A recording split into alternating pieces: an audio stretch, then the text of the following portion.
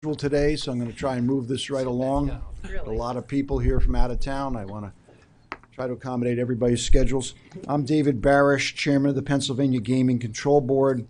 As always, please turn your electronic devices on silence to avoid disrupting things. Today with us is George Augusto, representing Russ Redding, Secretary of Department of Agriculture, Jen Langen, representing Joe Torsella, State Treasurer, and Ratty Skipworth, representing Secretary of Revenue Dan Hassel. Thanks for joining us this morning. Commissioner Reitzel will be participating today via telephone. Good morning, Merritt. Are you there? We lose her? I can hear you. Can you not hear me? Yes, great, wonderful. Quorum of the board being present, I'll call today's proceedings to order. First order of business, the Pledge of Allegiance.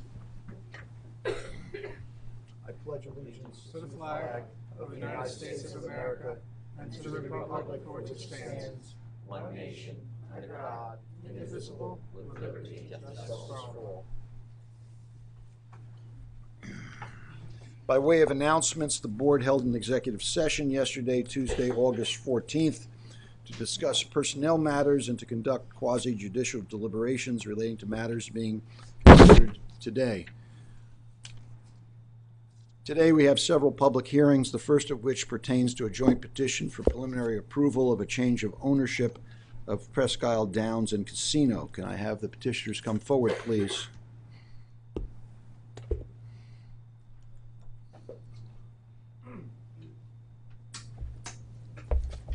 Before we begin, I would ask that everyone who's going to speak today please state and spell your name for the court reporter prior to your presentation. Additionally, I would ask that all non-attorney witnesses please stand at this time to be sworn.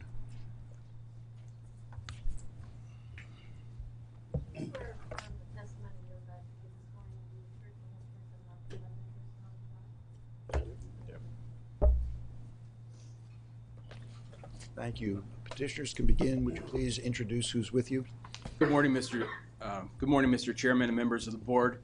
I'm Kevin Hayes, Hayes, from the law firm of Doherty, Hayes & Scranton, and I appear on behalf of petitioners Churchill Downs Incorporated and PID LLC in connection with the joint petition for preliminary approval of the change of control of Presque Isle Downs. Specifically, we are here today to request the board's preliminary approval of a transaction whereby Churchill Downs would purchase from Eldorado Resorts, Inc. substantially all of the assets of Presque Isle Downs, Inc., including Presque Isle Downs and Casino, a Category 1 slot machine facility located in Erie County.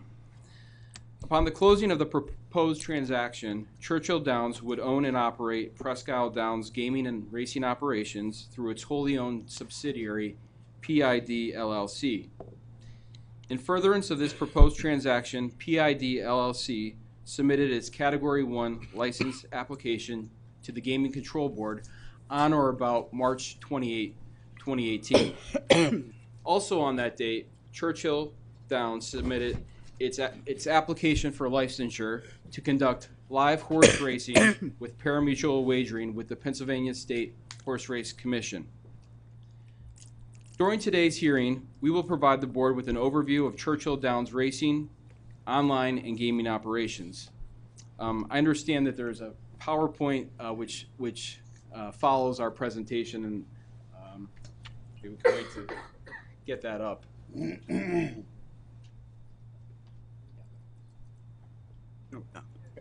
There it is, okay.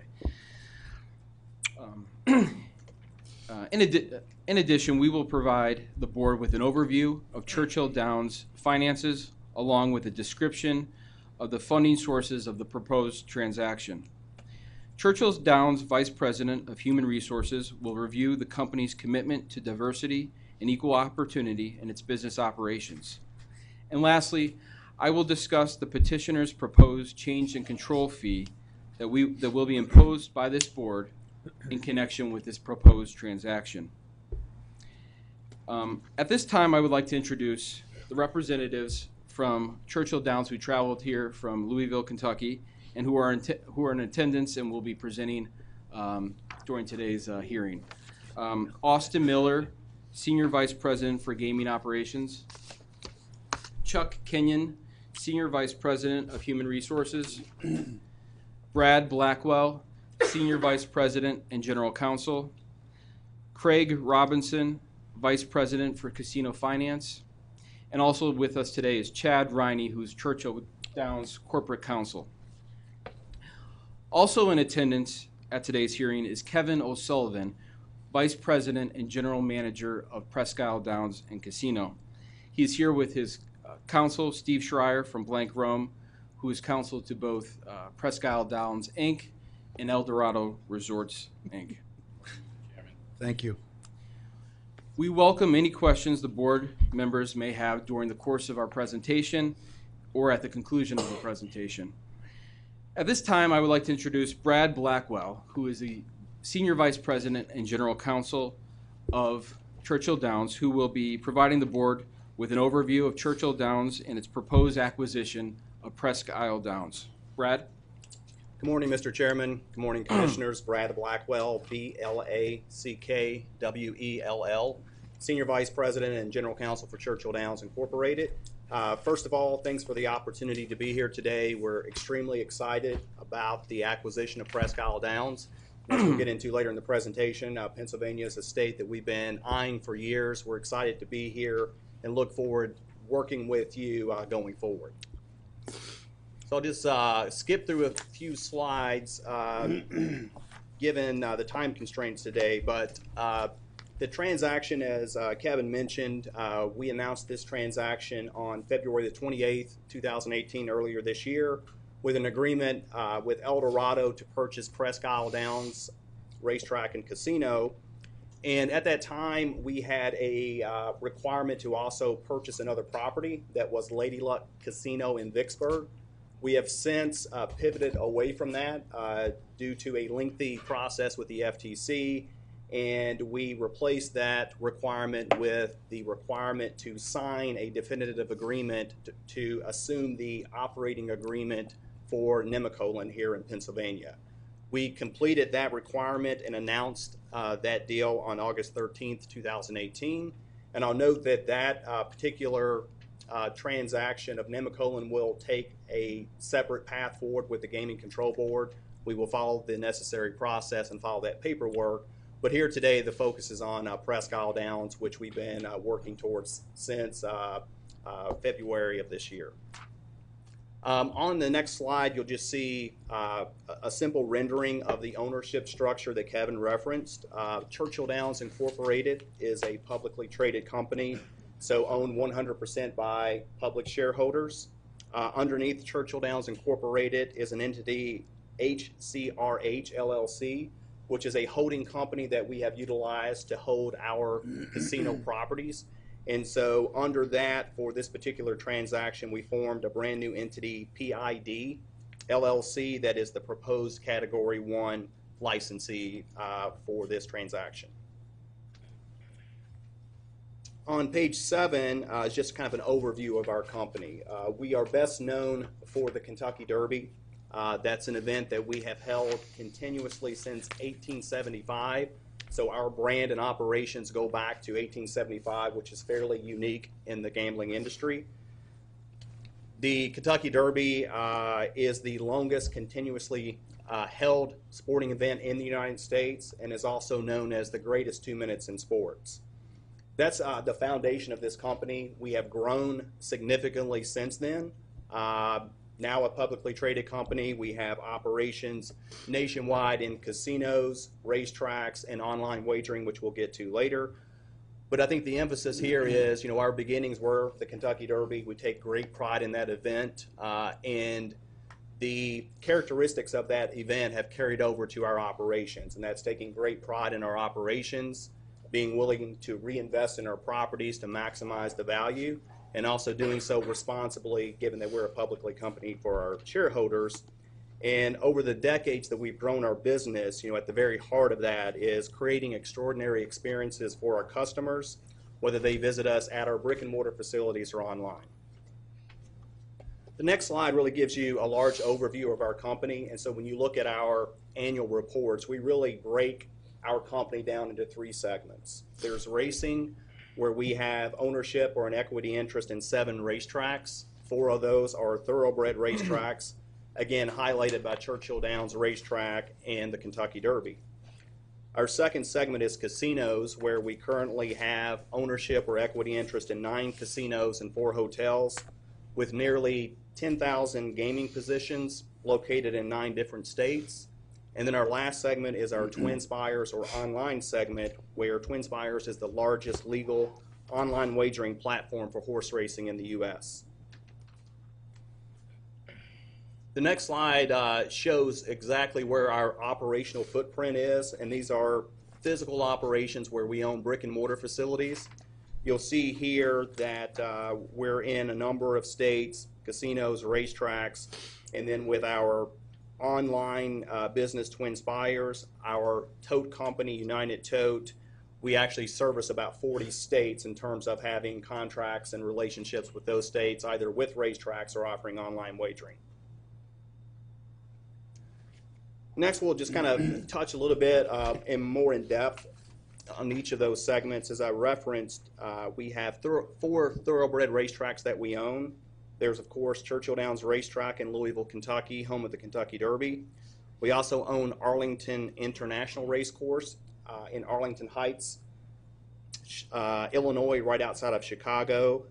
There we have a rich history of racing as well, featured by the Arlington Million, which was just ran last weekend. In Florida, we own Calder Racecourse in Miami Gardens.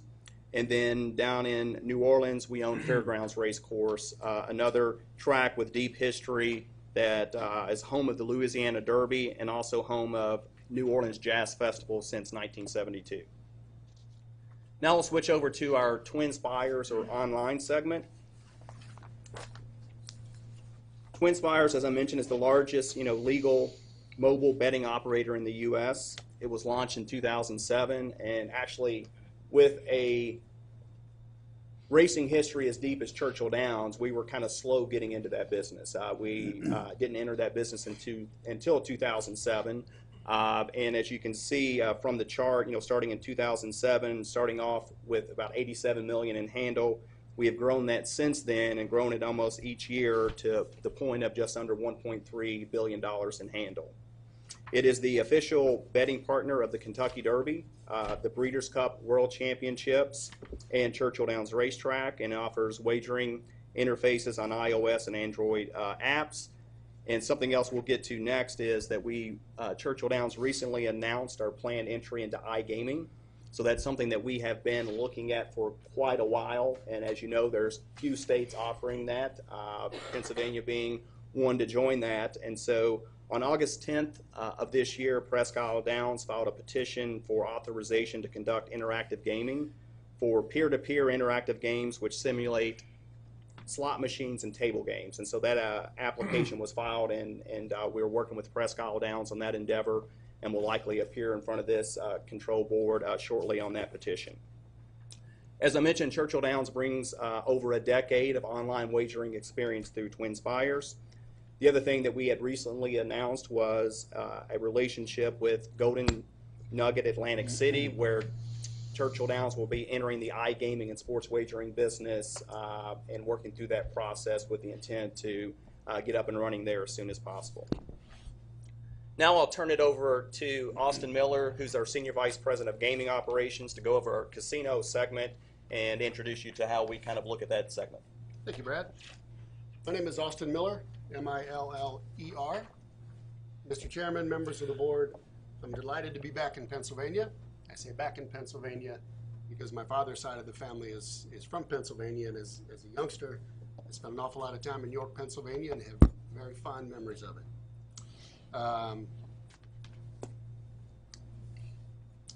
Look at the, sorry, from the wrong direction. At the corporate office in Louisville, Kentucky,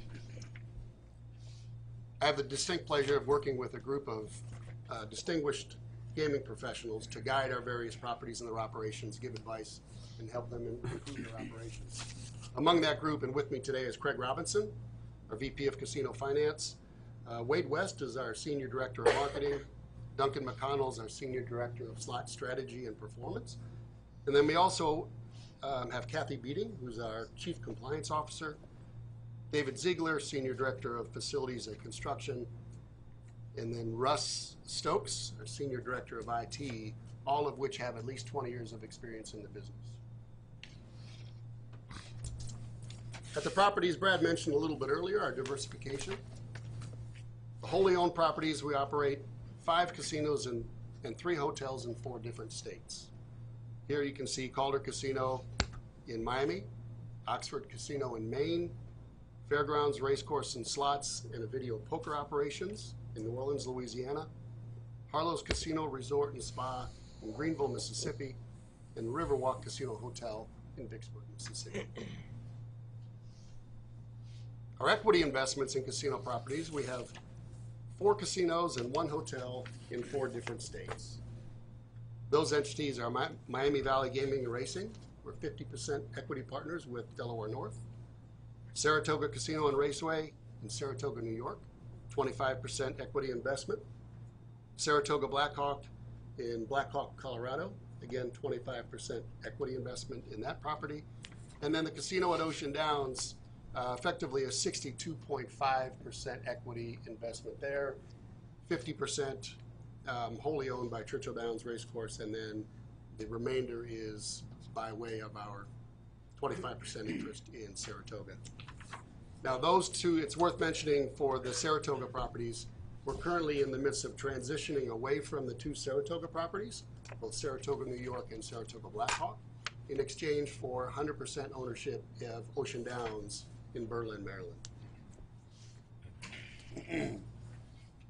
The other property I'd like to talk about for just a second is our newest facility, which should open in early September, Derby City Gaming.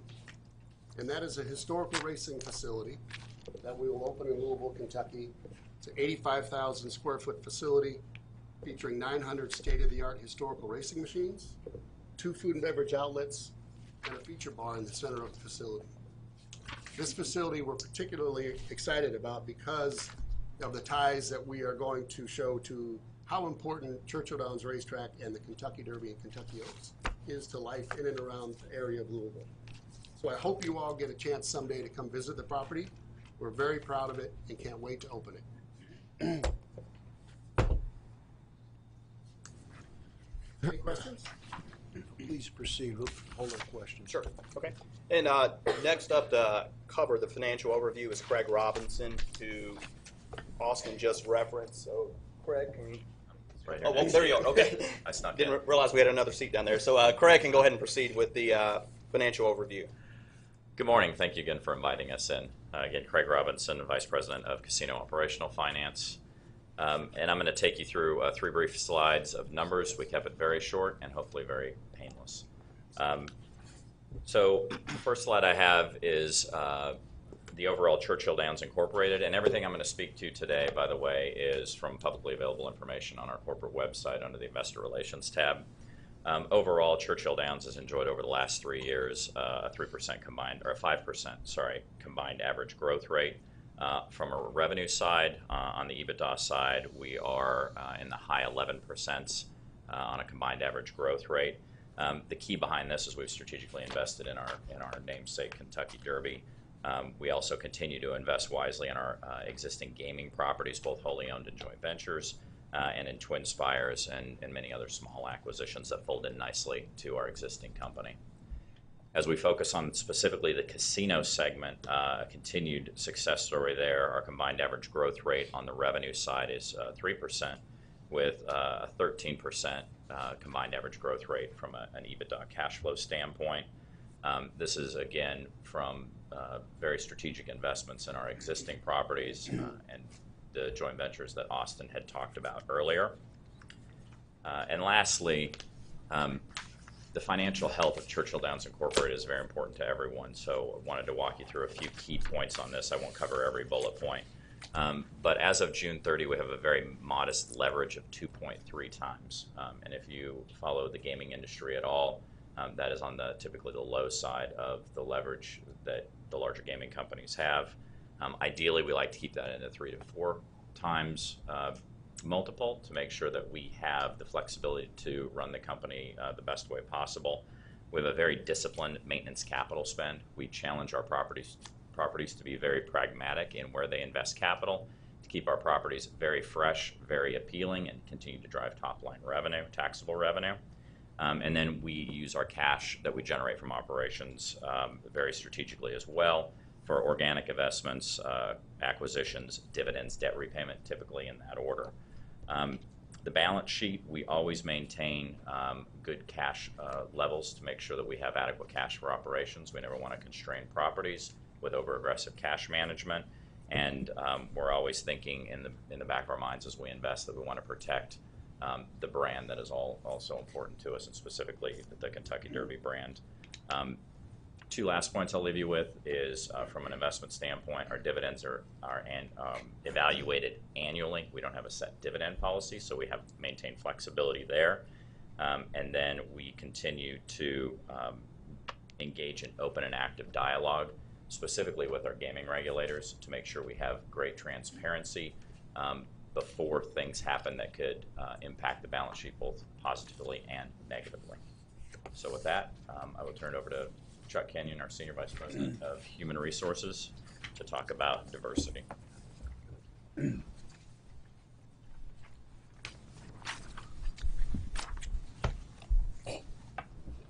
Thank you. Good morning. My name is Chuck Kenyon, Kenyon. I'm Senior Vice President of Human Resources for Churchill Downs Incorporated. Thank you for the opportunity to be here today. Churchill Downs recognizes and appreciates that the Gaming Control Board is charged with promoting and ensuring diversity in all the aspects of the gaming activities. Churchill Downs understands and will be required to implement a comprehensive diversity plan that complies with the regulations. We have reviewed the Presque Isle Diversity Plan, which has been approved by the Gaming Control Board, and we are prepared to continue the implementation of that plan. We are proud of our record of promoting diversity and equal employment opportunity in our gaming operations, and I think we submitted with our application that 54% of our employees were minority and our wholly owned subsidiaries of our gaming operations, and 50% were female. Glad to hear that, since the group you brought today is not very diverse. And Commissioner, if I may, our Chief Compliance Officer was scheduled to come, and she's actually hosting a compliance summit. We had another person, Elizabeth Wester, who was actually on our presentation list, and she had an issue last night where she was unable to travel. So we appreciate the comment, and certainly something that this is not reflective, but just how things happen to work out. And in closing, I'd just like to say that I look forward to partnering with the union moving forward at Presque Isle.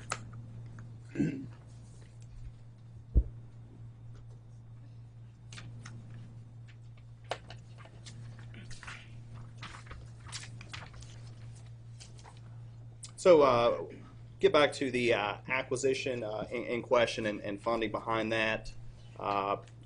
Obviously, this Gambling Control Board is familiar with the property, Presque Isle Downs Casino.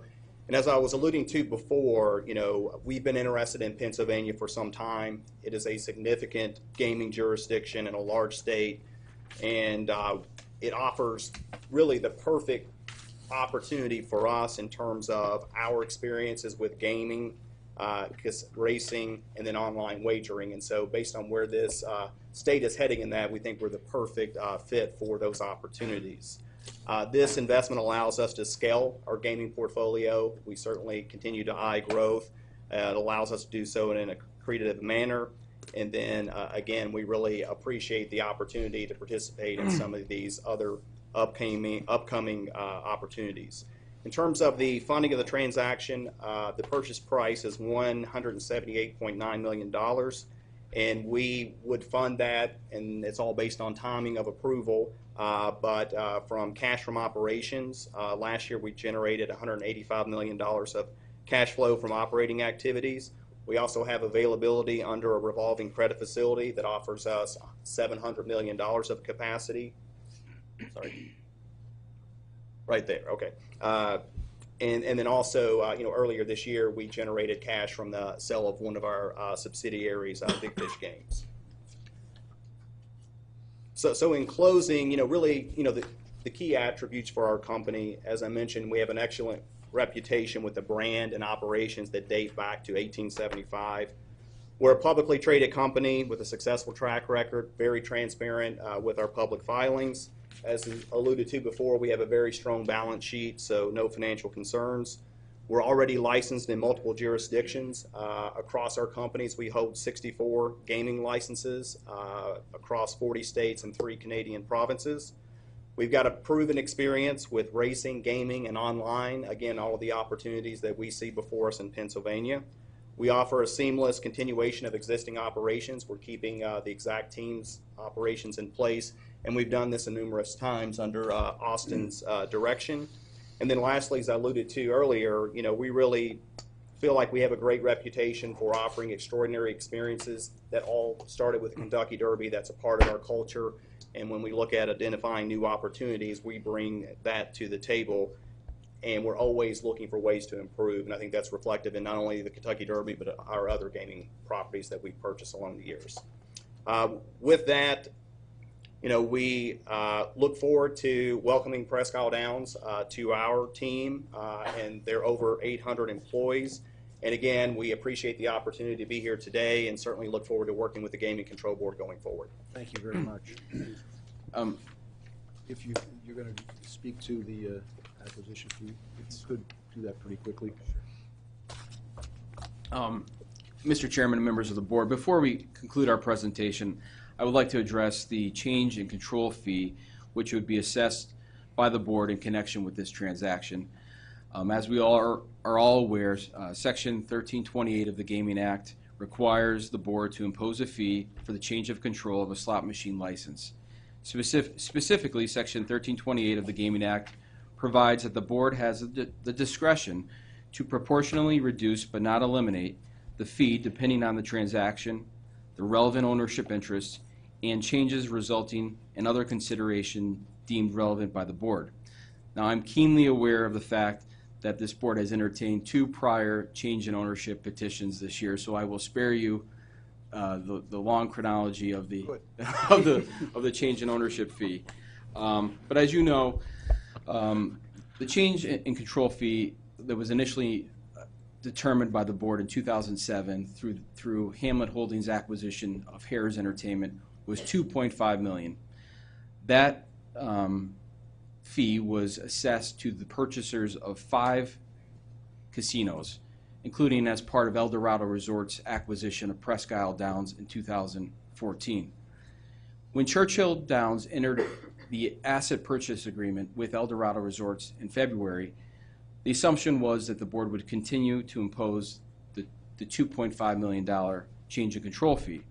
So to be clear, unlike prior petitioners, the Churchill Downs and PID is not requesting a reduction in the $2.5 million fee. We are only requesting that the board follow its past practice and apply the same fee here. The assessment of the $2.5 million fee makes sense based on precedent and based on economics. We respectfully submit that an increase in the $2.5 million change in ownership fee would not be justified, especially when Presque Isle Downs and Casino has experienced increased competition in Eastern Ohio through the introduction of Penn National Gaming's facility in Youngstown, the facility in Cleveland, as well as increased competition in Western New York, where both Seneca Properties have made major investments in the last few years. Lastly, consideration should be given to the fact that a new Category 4 facility will be opening in Lawrence County. We appreciate and fully understand the argument that Act 42 of 2017 provided additional offerings for casinos in Pennsylvania. However, it's important to remember and note that operators like Churchill Downs will be required to pay a licensing fee for each of those forms of gaming. For instance, in the case of Presque Isle Downs, Churchill Downs will be required to pay, if this transaction is approved, the $8 million interactive gaming fee for the two forms of interactive gaming that would be offered at Presque Isle Downs. In the event that Churchill Downs was to offer sports wagering, we'd be required to pay the $10 million fee to offer that form of gaming. We respectfully submit that requiring a $2.5 million licensing fee for this transaction would be consistent from an economic standpoint, including when you review the recent imposition of a $1.35 million fee for Valley Forge and a $3.75 million fee levied for Penn National's acquisition of the Meadows. It is no secret that Presque Isle Downs has consistently ranked among the bottom three in terms of casino revenue in Pennsylvania. And this, of course, is not a reflection of poor marketing or management. It's a reflection that that it operates in the smallest market except for Nemacolin. So in reviewing the three-year average of revenues at Valley Forge and the Meadows, you would see that Valley Forge has, Presque Isle has enjoyed revenues of about 14% greater than Valley Forge and 49% less than revenues by the Meadows during that same period of time. So the $2.5 million fee would fit appropriately in between those two fees based on casino revenue.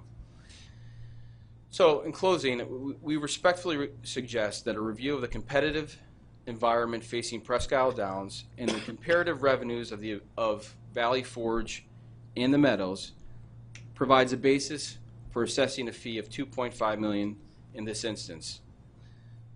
In conclusion, we respectfully request the board's approval of this transaction on a preliminary basis, and I certainly thank you and your staff for your time and attention in allowing us to present here today.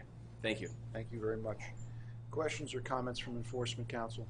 Good morning, Chairman Barish, members of the board. David Tepper, T-E-P-P-E-R, for the Office of Enforcement Council. At this time, we have a few questions for the petitioners.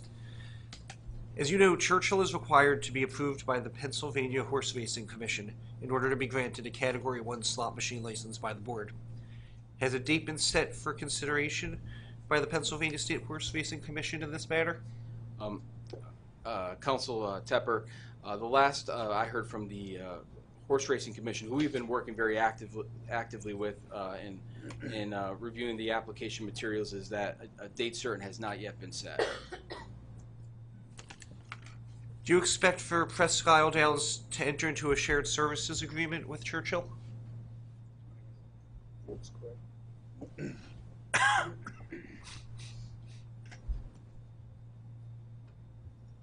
Sorry for logistics. It's okay. Craig Robinson again. Yes, we do anticipate entering into a shared services agreement. We provided a draft of our existing agreement, which we call actually an administrative services agreement. We provided a draft to staff in April for review, very similar to those that you probably have already seen, that covers accounting, tax, legal, insurance, IT, all those services that are related. And where will these services be conducted if that agreement's approved? The centralized services such as accounting, AP, payroll, tax will be processed in Louisville, and we will split that responsibility with accountants on property as well. And you discussed Churchill's experience with casino operations, horse racing, and interactive gaming. Can you provide the board with information about Churchill's experience operating sports wagering and whether Churchill expects to enter this market in Pennsylvania?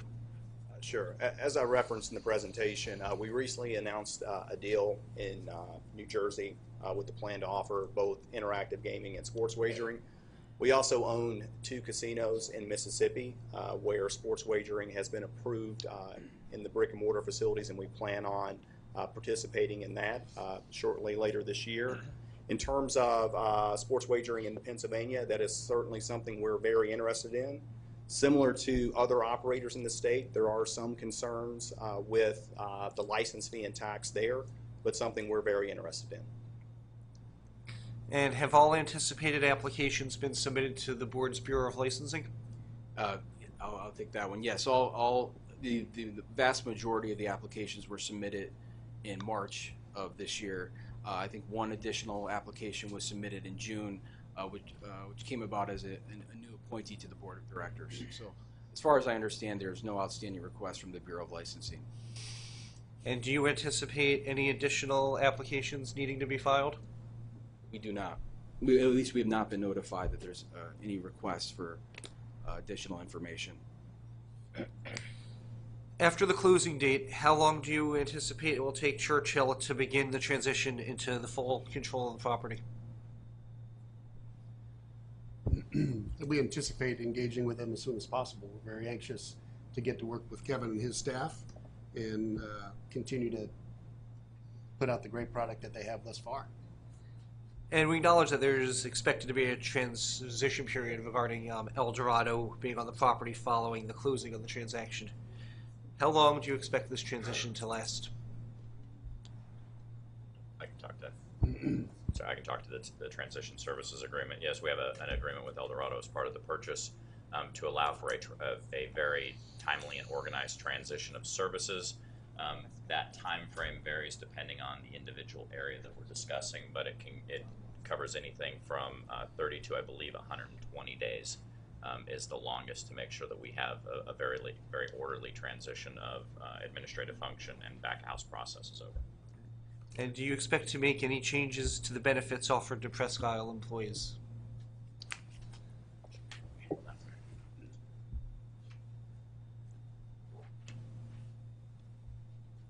Yeah, we offer a very competitive benefit package. We have 4 different healthcare plans currently. I think there are some benefits that we provide that currently is not available at Presque Isle. In particular, I'll talk about our 401k plan, which is a safe harbor plan. The match is made every pay period as opposed to a discretionary match at the end of the year. I'd also like to point out our employee stock purchase plan, which has been a huge success for our employees. You have the opportunity to enroll in the employee stock purchase plan, and the calendar year runs from August 1st to July 31st. Whatever the price is on August 1st or July 31st. The way we set the price for the stock is 15% off the lower of those two. And I did a little homework last night. I can tell you that if an employee had been in that plan for the last 10 years, and if they were compensated at a level of $35,000, eligible earnings $35,000, and they put 5% in the employee stock purchase plan, they would have put $17,500 into that plan. They would have purchased 331 shares of stock at yesterday's closing price that was worth $93,000. So it's one benefit that we offer that Presque does not, that I think would be significant improvement. Thank you. Will the change of control affect the number of employees employed by the facility? We don't anticipate any changes. We, as I alluded to earlier, we have a core group of folks at the corporate office that advise properties on their operations, but we don't have an excess of employees looking for placement. So we're delighted that Kevin has a full staff now, and we anticipate that full staff staying in place as we go forward. Are there any plans to expand or otherwise make changes to the gaming floor at Presque Isle? It's probably too soon to tell. You know, Kevin is a very experienced slot operator. I've worked in 2 different markets with Kevin, both in Tunica, Mississippi and in Biloxi, Mississippi. From our tour through the property, the floor looks in very good shape. The one thing that I do know we need to change as part of the deal is the name of the restaurant, Brew Brothers. That will stay with the parent company, so that's the only change that I see that's imminent. And do you anticipate making any capital improvements or renovations to Presque Isle? We do. We'd love to invest in our properties and watch them grow. I can't, sitting here today, I'm not in a position to say what those are. We need to spend more time with Kevin and the team at Presque to see what their long-term plans are, what their projections are for the future, and where additional investments of capital would make an improvement to the property and the revenues. With regard to the collective bargaining agreement that's currently in place at Presque Isle, do you plan on maintaining that collective bargaining agreement? Yeah, we do. I think it runs through 2020, if I'm not mistaken. There are two of them. Okay. And you mentioned that there will be shared services at Presque Isle. Just to put you on notice, you understand that you have to petition the board for approval of any shared services that are offered on that property. Yes, Attorney Petrie, we fully understand that any shared services would have to first be approved by the board by formal petition. Okay. And the final thing, I noticed that you mentioned the cash from the sale of Big Fish Games in your PowerPoint presentation. And I know that you're aware of the lawsuit and the ruling coming from the federal court for the state of Washington as it relates to Big Fish Games. Have you received any notices of any other lawsuits as it relates to Big Fish Games? No. Okay. I have no further questions. We turn over to the board. Thank you, Cyrus. Any questions or comments from the board at this time? Commissioner Mendrino. Yes. Thank you for your presentation. I want to return briefly to the last questioning that Council asked you about the collective bargaining agreement, which I now understand is in place until 2020. Okay, when I looked at the background material that was presented to me, not part of your presentation today, it appeared, if I was reading it correctly, that while the offerings in your benefit package seem to be comparable or more than what is perhaps available to employees now, the cost of that seemed to be more expensive than the cost to the employees seemed to be more expensive than that which they are paying now. Again, if I was reading the background material. So I guess my question is, could you clarify that for me and explain for what I will call the average working person in the casino what changes, if any, they might see to their compensation package, and again, if there's a collective bargaining agreement in place, is the intent to honor that and then I guess negotiate in full faith with the organized workforce going forward. Can you address what I thought I saw in terms of the cost of your benefit package, particularly health care, which I think most kind of average working folks, between their pay and their health care benefits, sometimes that's all they could afford to pay for and won't really be able to take advantage to the full depth as some higher paid people would some of the other things that were in your benefits offerings. Sure. Certainly on the union front, we're going to honor those contracts, right? In regards to the health care, we have looked at the health care very carefully. I think it's important to point out that we have two plans, our PPO 2500 and our high deductible health plan 2700, which are actually cheaper than the current plans. So we see in our workforce approximately a third of our employees are in the PPO 1000, a third in the PPO 1500, and a third in the 2500. So I think it just depends on what that particular individual wants, but we actually have two plans that will be cheaper than what's currently provided.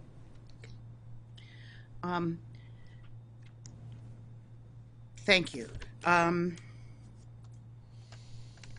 think that's it, Mr. Chairman, for me. Thank you. Mr. Chairman, just a very basic comment for the record. Council, I believe in your remarks you cited the Category 4 casino. That's going to be in place, I believe, that's in Beaver County and not Lawrence County. I'm sorry, I misspoke then. Yeah, and that's Mount Airy's emplacement. Any other questions or comments from the board? Yeah, any local agreements that you have or PID has, do you plan above and beyond the legislative taxing issues?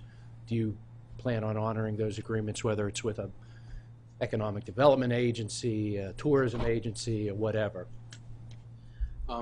Commissioner, that would be our objective, to have continue to have good community relations with the Erie County, Summit It's your Township, commitment to honor them. And I believe we would honor them. I don't fully know what all of them are as I'm sitting here, but I believe we would honor them, yes. Yeah, we would honor existing Thank you. agreements. Okay. That helps. Is that it? That's it, yes. Is there any further comments from you based upon the questioning you've had? No, Mr. Chairman, thank you for your time. Thank you very much. A vote on this matter is scheduled for later today under the Office of Chief Counsel section of the agenda. Thank you all for coming. Thank you very much. Thank you. Thank you.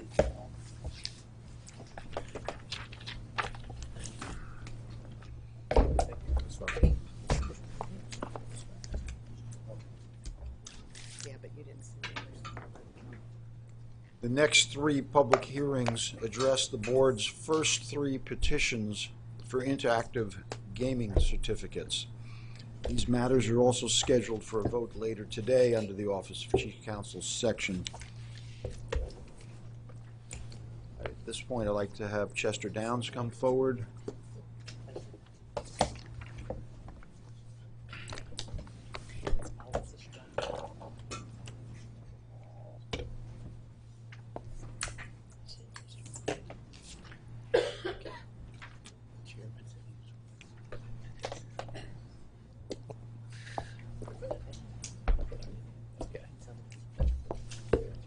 Again, I would ask that everyone who's going to speak today please state and spell your name for the court reporter.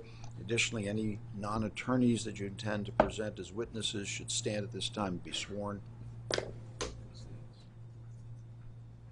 Swear from the testimony you're about to give the truth,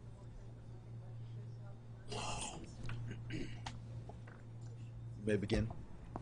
Thank you, Mr. Chairman. Good morning. Good morning, members of the board. My name is Bill Downey, D-O-W-N-E-Y. I'm with the firm of Fox Rothschild. Before you this morning representing Chester Downs and Marina LLC, doing business as Harrah's Philadelphia Casino and Racetrack. With me today are, in the order they appear, Melanie Gross, who is the Vice President of Online Casino for Caesars Interactive Entertainment. To Melanie's left, Chris Albrecht, who is the Senior Vice President and General Manager of the Harrah's Philadelphia property. Also with us behind are Zara Alayan, who is the VP of Finance at the property, and Lynn Hughes, Vice President of Legal Affairs and the Chief Legal Officer for Harrah's Philadelphia. Mr. Chairman, members of the board, we're before you this morning on the matter of the petition for an interactive gaming certificate. We filed our application on July 16 and received a response recently from OEC containing a list of 18 conditions, none of which have given us much in the way of heartburn. What we'd like to do this morning very quickly is have Melanie run through a brief PowerPoint presentation. She's going to introduce you briefly to Caesars Interactive Entertainment. She's going to show you the basics of account creation and login. She'll do a quick walkthrough of gameplay. She'll touch briefly on responsible gaming matters, and then close with a discussion of opportunities that we perceive online gaming presents for the bricks and mortar operations. Thank you. With that, I give you Melanie Gross. Great. Good morning, everyone. My name is Melanie Gross, last name G-R-O-S-S. And as Bill said, I'm the Vice President of Online Casino for Caesars Interactive. I'd like to take this opportunity to walk you through a number of items pertaining to the statute and the reg, starting with our organization. As you can see, Caesars Interactive Entertainment is an indirect, wholly owned subsidiary of Caesars Entertainment Corporation. CIE intends to run this business as an iGaming operating agreement with Harrah's Philadelphia. Moving to our overall organization, I'll walk through this at a high level. Our executive functions are divided, rolling up into our EVP of gaming, which is our land-based gaming, as well as interactive entertainment. We have senior positions in place for online and offline poker, which is Nevada, our World Series of Poker event, as well as online gaming in Nevada. Online gaming for poker in New Jersey, myself who runs online gaming in New Jersey and hopefully Pennsylvania. And then we have our SVP of enterprise gaming for land-based casinos, including Harrah's Philadelphia, strategic development, and various CIE finance functions that are shared across the organization. Moving on to our poker team, as you can see, we have a number of individuals in place that help out with the online as well as offline event and making sure that our land-based poker events as well are in lockstep with each other with our online gaming. Our casino team, we're expanding over time as the needs see fit for online gaming for New Jersey and Pennsylvania, and that will expand over time as necessary. As you can see, we have marketing functions, operations, as well as customer relationship management, service operations, which is our liaison between our platform providers and ourselves. Moving on to player registration and login, what's important to note here is, although this is our CaesarsCasino.com site, a lot of the flows have the same general flow for all three platforms and the three skins that will run. We're looking to have three verticals: non-peer-to-peer simulating tables, non-peer-to-peer simulating slots, and peer-to-peer, also known as online poker. Starting with the left-hand screen, you'll see someone will come to either CaesarsCasino.com, our desktop, or our mobile application. They will see a sign-up screen or login screen. From there, they'll enter in their information. They will have Know Your Customer checks, or KYC. They will be checked for responsible gaming limits that may or may not be on their account. There will be other checks along with our internal controls and regulations to make sure that the player can either sign up and create their account or that they're able to play, and that's checked every time that they log in. The first platform that I'll walk through is NYX, which is now Scientific Games Digital, or SGD. And what I'd like to do is use this chart to walk you through a player experience, and you'll see the various requirements and regulations that are implied in this process. I want to clarify that this structure will be consistent with the other two jurisdictions that we currently operate in, and follow all the regs and necessary requirements there. So let me just...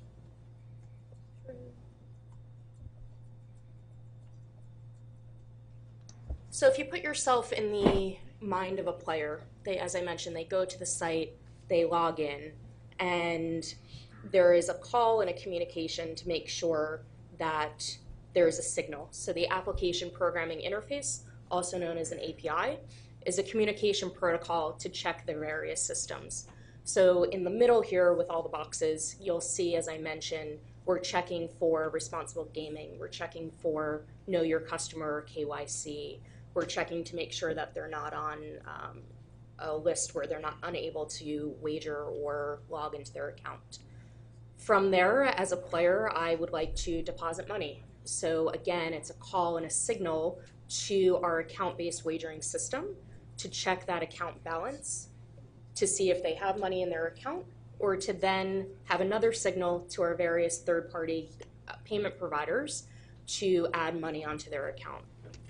Once that money is added or available, if you move over to the right-hand side, NYX's Open Gaming System, or OGS, is where all the remote gaming systems from all our various games are called.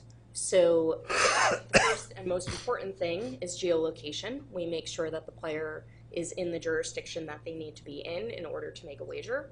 Once that call is signaled as a yes, they are able to play a game. So for example, they'll click on Wheel of Fortune. There is a call to make sure that they're in the right jurisdiction. That's signaled back as a definitive yes or no. Again, the check for the account balance and that there's money in their account to make the wager, and the communication for the spin and the result of the game. There are other systems that are available. As you can see, there's quite a number of boxes on this screen. From a regulatory review perspective, we're focused here on the gameplay and the payments, as well as geolocation. However, as you can see on the left-hand side, there are communications with our third-party customer relationship management, or CRM systems, our third-party back office for customer service, for live chat if a player would like to directly communicate with our customer service team, and other calls for, again, the payment providers, account balance, account information.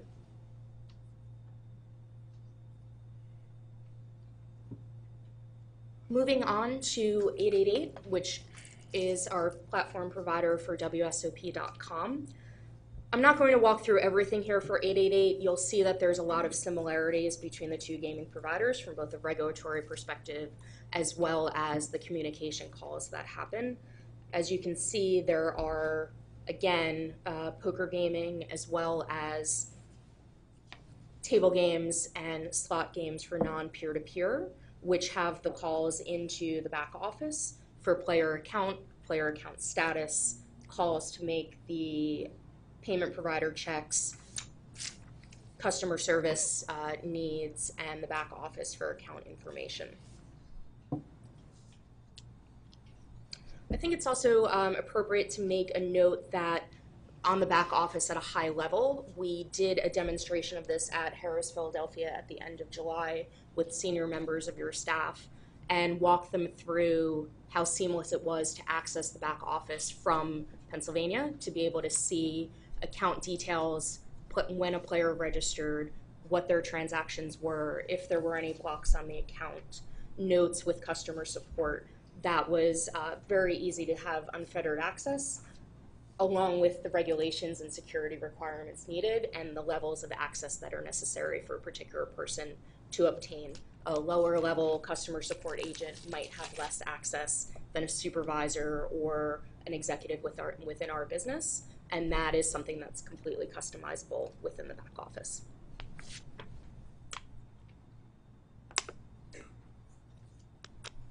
Moving on to responsible gaming, which is an important topic. How we follow and propose to offer our players a wide variety of responsible gaming options so that they can play at a comfort level that works best for the individual versus a blanket comfort level that we choose. Some of the options that we currently offer are deposit limits, which can be on a daily, weekly, or monthly basis. It specifies as the maximum amount of money that a player may deposit into their account, and they cannot change that limit until this particular time period that they've set expires. They can't change it before that limit comes into play. There are also spend limits and time limits, and from there, a player can kind of mix and match and make sure that if they're interested in having a time limit or a deposit limit. Excuse me, Yeah. just a quick question. You said you can't change it within the time period. Does that mean you can't increase it or you cannot change it? You cannot increase it, I apologize. Okay, it's important. Yes, so if there's a $100 deposit limit that expires in 4 days, I can't make that increase. If until somebody the 4 has a days bad expired. experience and doesn't want to self-exclude, but says, you know, heretofore I only want $25, they can make that change Yes, within the time correct. limit. Thank you. Yes, that's an important distinction, you're correct. They can also, good segue, they can make a cooling off period anywhere between 3 and 30 days, which puts an overall block on their account for the specified time period. And players can also elect to enter the Caesar self-exclusion program, which is for a period of 1 year or 5 years.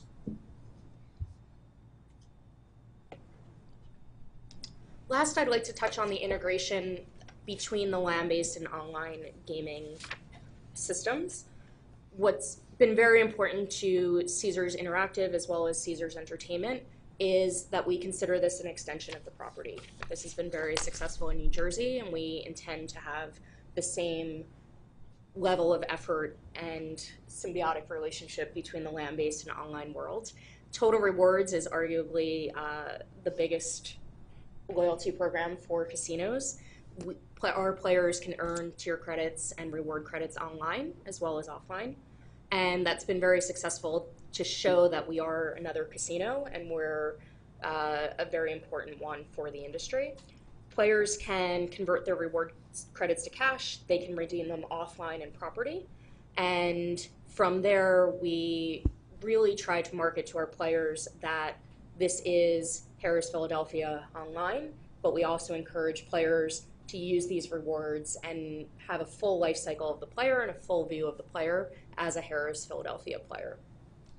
So it's something that we're quite excited about. Thank you, Melanie. Mr. Chairman, that is all we have for our presentation. Just two procedural matters. At the conclusion of the hearing, we'd ask that this PowerPoint be moved into the record.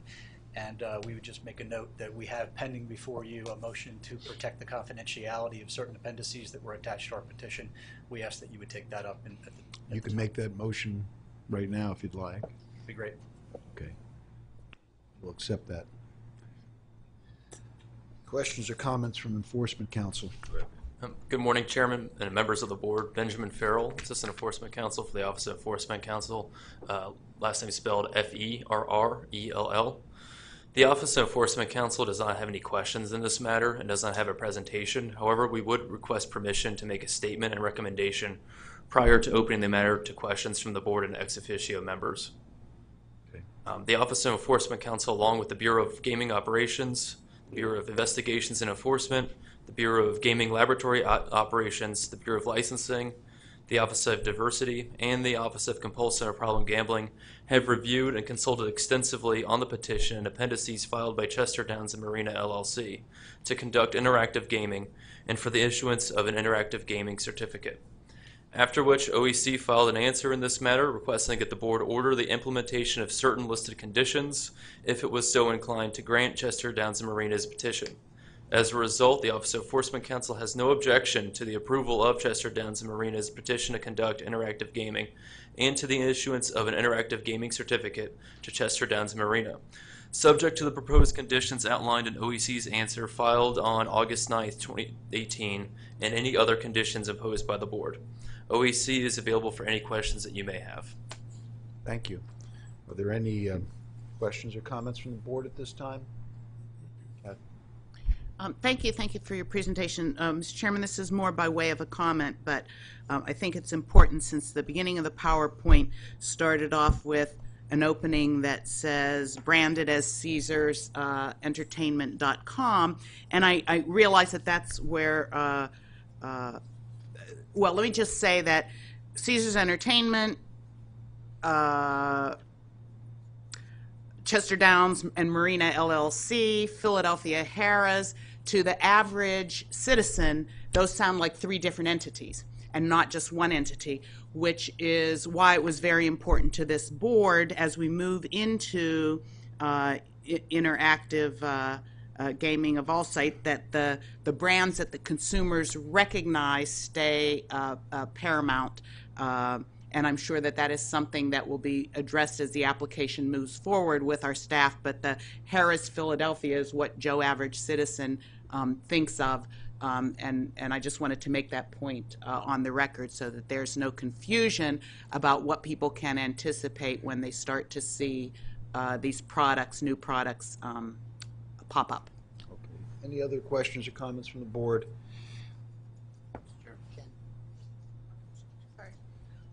And you guys are the first test case today, so I guess that's why I'm going to give you this question. I'm gambling online. I walk away from my computer. How long does it take for, do I always have to put in a password? Am I allowed to save that? Like, what are the security protocols from that? Right, there is a timeout. Right.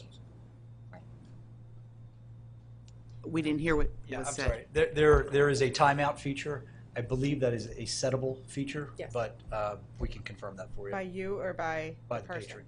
By the patron. There will be there's a minimum, there's a maximum timeout. I believe that can be set down by the patron. We can confirm that for you. Okay. Petitioners have any questions or comments based upon what you've heard this morning?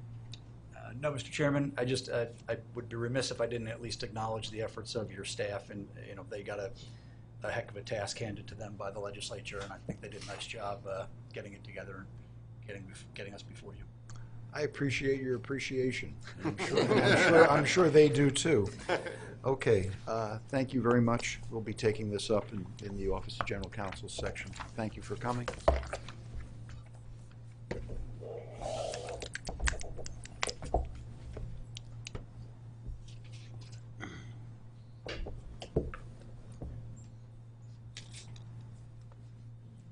Next, we have Greenwood Gaming and Entertainment for their interactive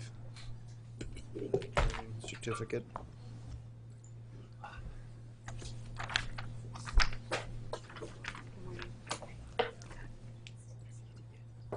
Again, I would request that who's ever going to speak, please state and spell your name for the court reporter, and any non-attorney at this time should stand and be sworn. You swear affirm the testimony you're about to give this morning will be the truth, the whole truth, and nothing but the truth, so help you God? Thank you. You can begin, Mark. May it please the board, good morning. My name is Mark Stewart, it's S-T-E-W-A-R-T, with the law firm of Eckert Siemens. And I am here today on behalf of Greenwood Gaming and Entertainment on its petition for an interactive gaming certificate. With me is Matthew Cullen, the C-U-L-L-E-N, the Senior Vice President of Interactive Gaming and Sports at Greenwood Gaming, as well as John Dixon, D-I-X-O-N, the Chief Technology Officer for Greenwood Gaming and Entertainment. Also with us today is Tom Bonner, the Group VP, Legal and Chief Counsel, whom you know well, and as well as Brian Schroeder, the Vice President of Regulatory Affairs and Chief Compliance Officer. On July 12th of 2018, Greenwood Gaming and Entertainment filed its petition with the board seeking 3 certificates to conduct all of the allowable types of interactive gaming. We received an answer from the Office of Enforcement Counsel, which thankfully had no objection, but did include some 19 conditions to which we have no objection. We have a brief presentation for you today, which will be led by Mr. Cullen, and we will be touching on our interactive gaming plans and the public protection measures that Greenwood intends to have in place. Mr. Cullen? Thank you. Thank you for this opportunity to come before you this morning. My name is Matthew Cullen, C-U-L-L-E-N. By way of introduction, just to talk a little bit about our strategy for interactive gaming within Pennsylvania. It's a very simple and focused and straightforward strategy. We aim to replicate exactly what we do at the casino today from a land-based gaming offering perspective by bringing those games to the web and mobile devices to patrons within the borders of Pennsylvania, current customers as well as new customers. A little bit about me. I've held various roles throughout the last decade in interactive leadership and operational responsibilities with various gaming companies. I ran business development and strategy for Paddy Power Betfair, and most recently was the CEO of the interactive business units of the largest casino in California, the San Manuel Tribe, outside of Los Angeles. Our platform provider, we selected several years ago, GAN PLC, which is formerly known as Game Account Network PLC, based out of London. We've been running the actual platform itself for the last 4 years, offering our players simulated gaming opportunities. GAN is currently licensed in the state of New Jersey through the New Jersey Division of Gaming Enforcement, and they've been operational in the state since the first day of internet gaming in November of 2013. Currently, today, they have 2 customers within New Jersey, Paddy Power Betfair, and most recently, Ocean Resort. I personally have operated on the GAN platform as well for the last 4 years in the state of California when working for San Manuel. Our products on the next slide will be clearly distinguished as Parks Casino branded products. We aim to offer cross-platform offerings through a website as well as mobile apps available on iOS, on Apple, and Android through Google. GAN, again, our platform provider, is a leading B2B supplier of internet gaming software. Based in London, they're listed on not only the Irish Stock Exchange, but also the London Stock Exchange under the symbol GAN. And they license their platform technology to land-based casino operators both in Europe and the United States. As far as content is concerned, sticking with our strategy, we expect to offer a wide range of games, specifically focused on slots, table games, and poker. As it relates to age verification, GAN, our platform provider, have integrated industry-leading third-party solutions, which include Aristotle and Ideology. They currently deploy these third-party solutions and are up and running across the state of New Jersey through their partnerships with Betfair and Ocean Resort. The Know Your Customer process, or better known as KYC in the industry, ensures that all age-appropriate patrons are able to play the games by logging into these or by using these solutions to verify who those players are and where they reside. For geolocation, GAN has integrated a third-party service called GeoComply. They're a leading geolocation provider. They've been licensed in New Jersey as well since the launch of internet gaming. This technology ensures that patrons must be physically located inside the geographic boundaries of the state, and in this case, Pennsylvania. This service allows the GAN platform to locate a patron and ensures that there is no falsification of that location and that they are in the borders of the state.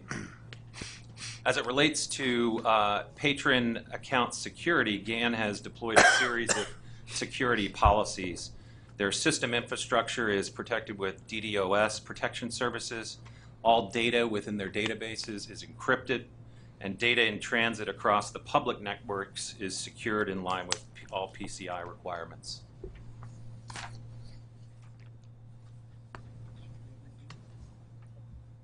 Mr. Chairman, that's our presentation. Consistent with the last speakers, we would like to move our presentation into evidence at the appropriate time. So moved. And would seek the granting of our motion for confidentiality. Okay, so moved. Questions or comments from Enforcement Council? Yes, Mr. Chairman, thank you. Good morning, members of the board. My name is Ashley Gabriel, Gabrielle, with the Office of Enforcement Counsel. The Office of Enforcement Counsel does not have any questions in this matter and does not have a presentation. However, we would request permission to make a statement and recommendation prior to opening the matter to questions from the board and ex officio members. Proceed, please. Thank you. The Office of Enforcement Counsel, along with the Bureau of Gaming Operations, Bureau of Investigations and Enforcement, Bureau of Gaming Laboratory Operations, Bureau of Licensing, Office of Diversity, and the Office of Compulsive and Problem Gambling have reviewed and consulted extensively on the petition and dependencies filed by Greenwood Gaming and Entertainment to conduct interactive gaming and for the issuance of an interactive gaming certificate, after which OEC filed an answer in this matter requesting that the board order the implementation of certain listed conditions if it was so inclined to grant Greenwood's petition. As a result, the Office of Enforcement Counsel has no objection to the approval of Greenwood Gaming and Entertainment's petition to conduct interactive gaming and to the issuance of an interactive gaming certificate to Greenwood Gaming and Entertainment, subject to the proposed conditions outlined in OEC's answer filed on August 2nd, 2018, and any other conditions imposed by the board. OEC is available for any questions you may have. Thank you. Questions from the board, please. Questions or comments, if any? Hearing none, I would thank you all for appearing today, and the vote on this matter also will be taken up at the Office of Chief Counsel's portion of the agenda. Thanks for coming. Thank you, members of the board, and thank you also to staff. As was previously noted, they've done a tremendous job. Thank you. Thank you. Thank you.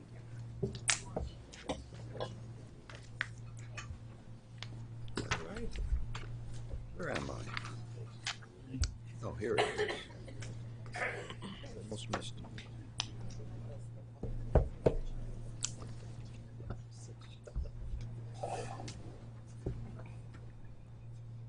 Next up, final petitioner for interactive gaming certificate is Mount Airy. Again, I would remind everyone who's going to speak to spell and state your name for the court reporter. Mr. Sklar, any non-attorney witnesses, I would have them stand and be sworn at this time.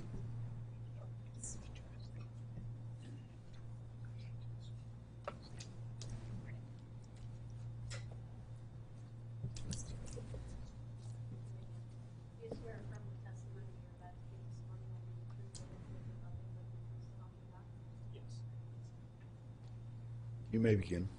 Thank you. Good morning, Mr. Chairman, members of the board. Michael Sklar, SKLAR, on behalf of Mount Airy No. 1 LLC.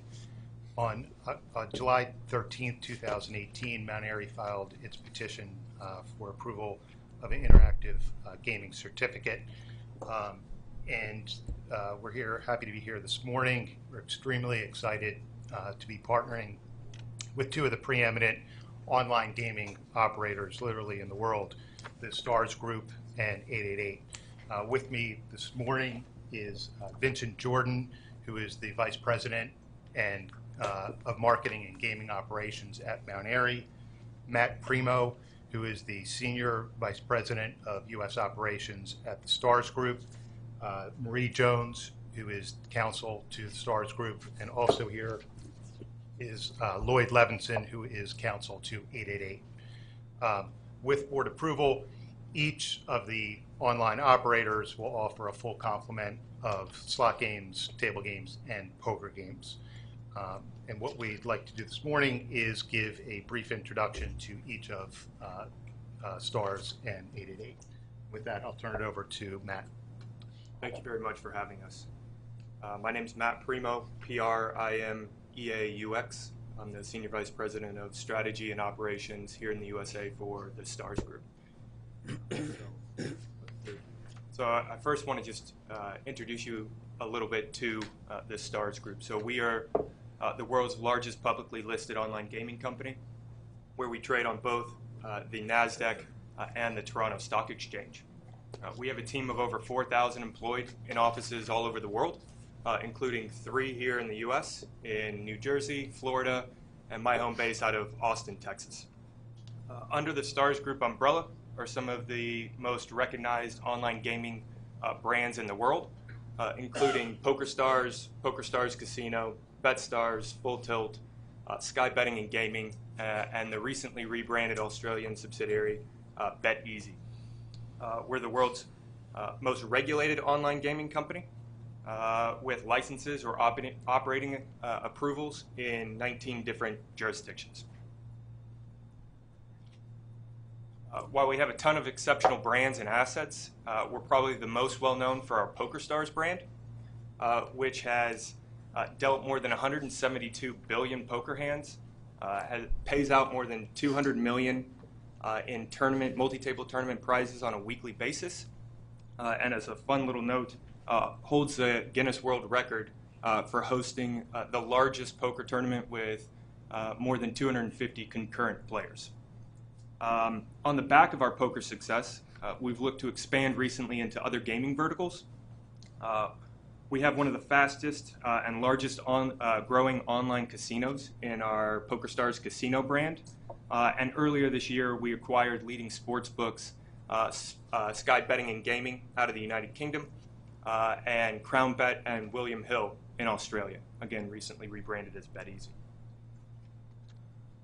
This slide here provides a few historical call-outs, but in the interest of time and brevity, I won't necessarily recount for you every year of our 17 years of operating history. But what I would like to bring your attention to are some of the amazing people and teams that we have around the world. So we're widely regarded as having the best customer support in the industry. Where over 400 staff work 24/7, 365, answering over 4 million emails a year in 19 different languages with an average handling time of around 6 minutes. In addition, we have several teams that work tirelessly to provide all of our customers both an entertaining and safe environment in which to play. So we employ more than 240 security staff, 65 in the game integrity unit. We have a dedicated responsible gaming team that's available at all hours, 24/7, 365. 25 plus compliance specialists that are supported by 40 plus lawyers. Lastly, I'll just quickly walk you through our proposed offering for the state of the Commonwealth of Pennsylvania. Starting with our most famous offering, the PokerStars brand, We hope to allow players to compete against one another through both our desktop and our mobile clients. And then quickly on to our Casino Stars, or Poker Stars Casino brand, which comes with an array of both in-house and third-party table games and slots. We also have the option for a live dealer offering, which would bridge the real and online gaming worlds. So with that, I thank you very much for letting me introduce you to the Stars Group, and we hopefully look forward to working with everyone here in Pennsylvania for many years to come. Thank you.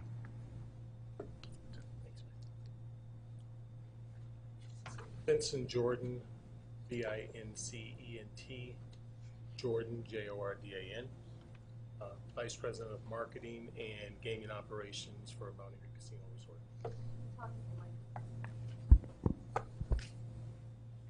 Okay, is that better? Yes. Thank you. Again, briefly here, as Matt somewhat outlined for TSG's position with Mount Airy, I would like to also add 888 Holdings relationship as well.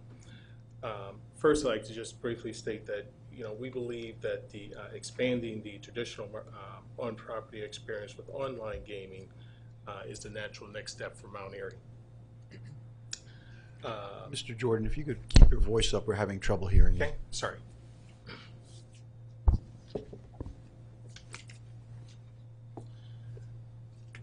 We believe that expanding the traditional on-property experience with online gaming offers its next natural step for Mount Airy. We have embraced the opportunity with the guests and all eligible PA casino patrons to provide a superb online gaming operation which will complement our excellent gaming and hospitality offerings. Converging between online and land-based offerings will enable us to increase the engagement of existing patrons while appealing to new audiences with a new and improved proposition. In terms of partnership, we have partnered with the reputable, globally recognized, and locally experienced interactive gaming operators in 888 and Poker Stars. 888 was founded in 1996. It employs approximately 2,000 employees online in 6 global locations. It's listed on the London Stock Exchange, and it has online gaming licenses in 11 territories.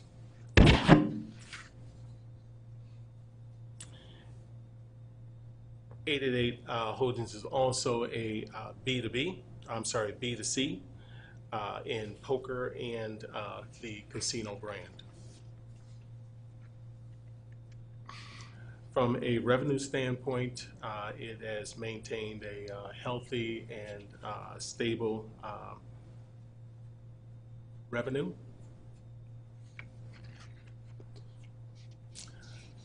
From an EBITDA standpoint, this is further represented.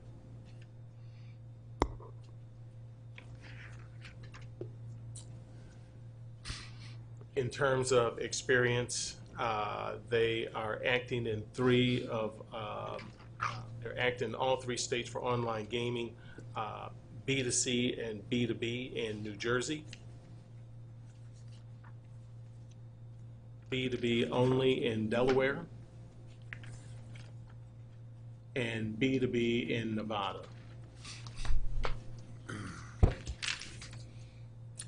Other key jurisdictions are in Europe as well. So the UK and the like.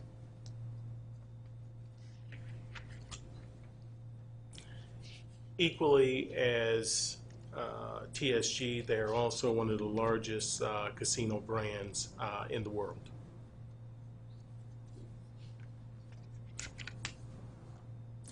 From a poker standpoint, 888 Poker will share liquidity with Nevada, Delaware, and New Jersey.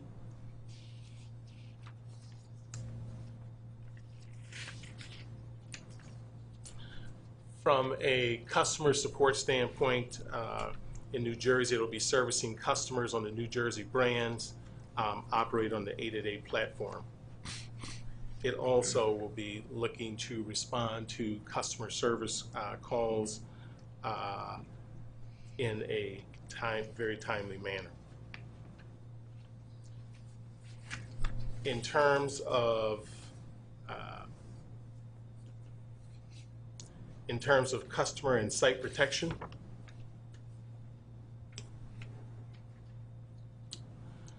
Mount Airy, 888, and TSG are committed to complying with all regulations, adhering to the highest online gaming operation standards, offering the most advanced responsible gaming operations, respecting privacy and protecting the security of our customers, and providing customers with the best possible online gaming experience across mobile and the web.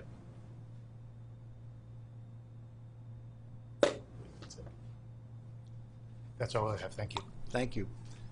Enforcement Council have a presentation today. No, we do not. But if we could please make a brief statement. Thank you.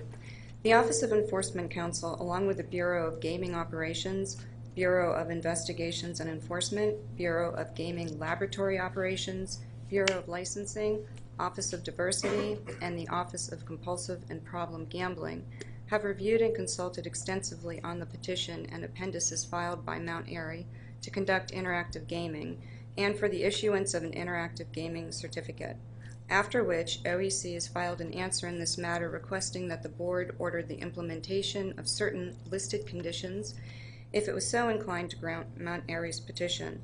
As a result, the Office of Enforcement Counsel has no objection to the approval of Mount Airy's petition to conduct interactive gaming and to the issuance of an interactive gaming certificate to Mount Airy, subject to the proposed conditions outlined in the Office of Enforcement Counsel's answer, which was filed on August 7th, 2018, and any other conditions imposed by the Board. The OEC is available for any questions you may have. Thank you. Are there any questions or comments from the Board on this petition? Hearing none, unless you have something else you wish to present. Just briefly, as with the other presenters, I would ask that the PowerPoint presentation be moved into evidence, and we also have a motion for confidentiality. Okay, so moved. Thank you again, and we'll be taking this up shortly in the Office of General Counsel section of the agenda. Thank you all for coming. Yep. Thank you very much.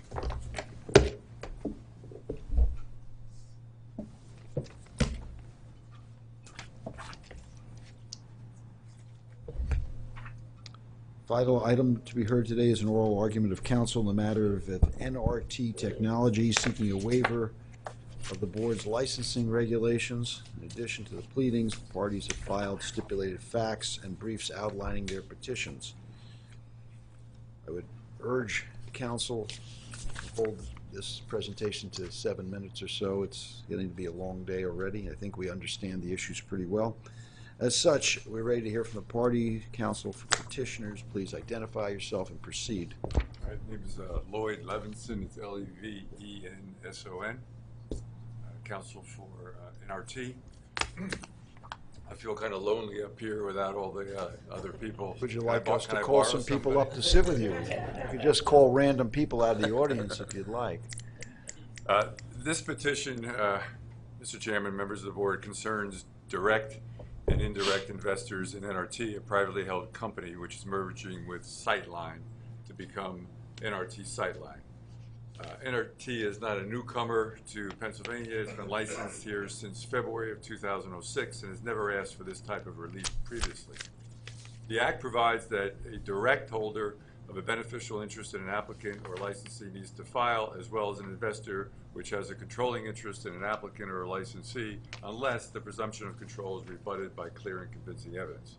The direct investor here is Fifth Third Capital Holdings, a subsidiary of two bank holding companies, Fifth Third Financial and Fifth Third Bancorp. The direct investor, Fifth Third Capital Holdings, will only hold approximately 8% of NRT Sightline with only a 4.99% voting interest in the new company. That company, Capital Holdings, has filed an application with the Board. The issue is whether the two indirect owners, the bank holding companies, need to file. By your law, they don't need to file, as they are not direct owners, and we believe we have rebutted by clear and convincing evidence the question of control. As acknowledged by Mr. Armstrong in his brief, you do have the discretion to waive your regulations, to waive the two indirect investors, the two bank holding companies. The facts here present such unique and compelling circumstances that sort of cry out for your discretion. What are those compelling, unique circumstances? Very quickly, John Dominelli, who founded this company decades ago, will continue to own 82%, so he'll be in full control of the company. He's chairman of the board. The direct investor, Fifth Third Capital, has just a 4.99% voting interest with no board seat and no board observer rights, and it has filed an application. The two indirect owners, the bank holding companies, are closely and heavily regulated by three federal regulatory bodies: the Federal Reserve Board, the Consumer Financial Protection Bureau, and the FDIC, all of which have the power to impose civil and even criminal penalties if the direct investor even attempts to exercise control. That exposure to federal, civil, and criminal penalties is sufficient in itself, I believe, to rebut by clear and convincing evidence. The bank holding companies are passive investors.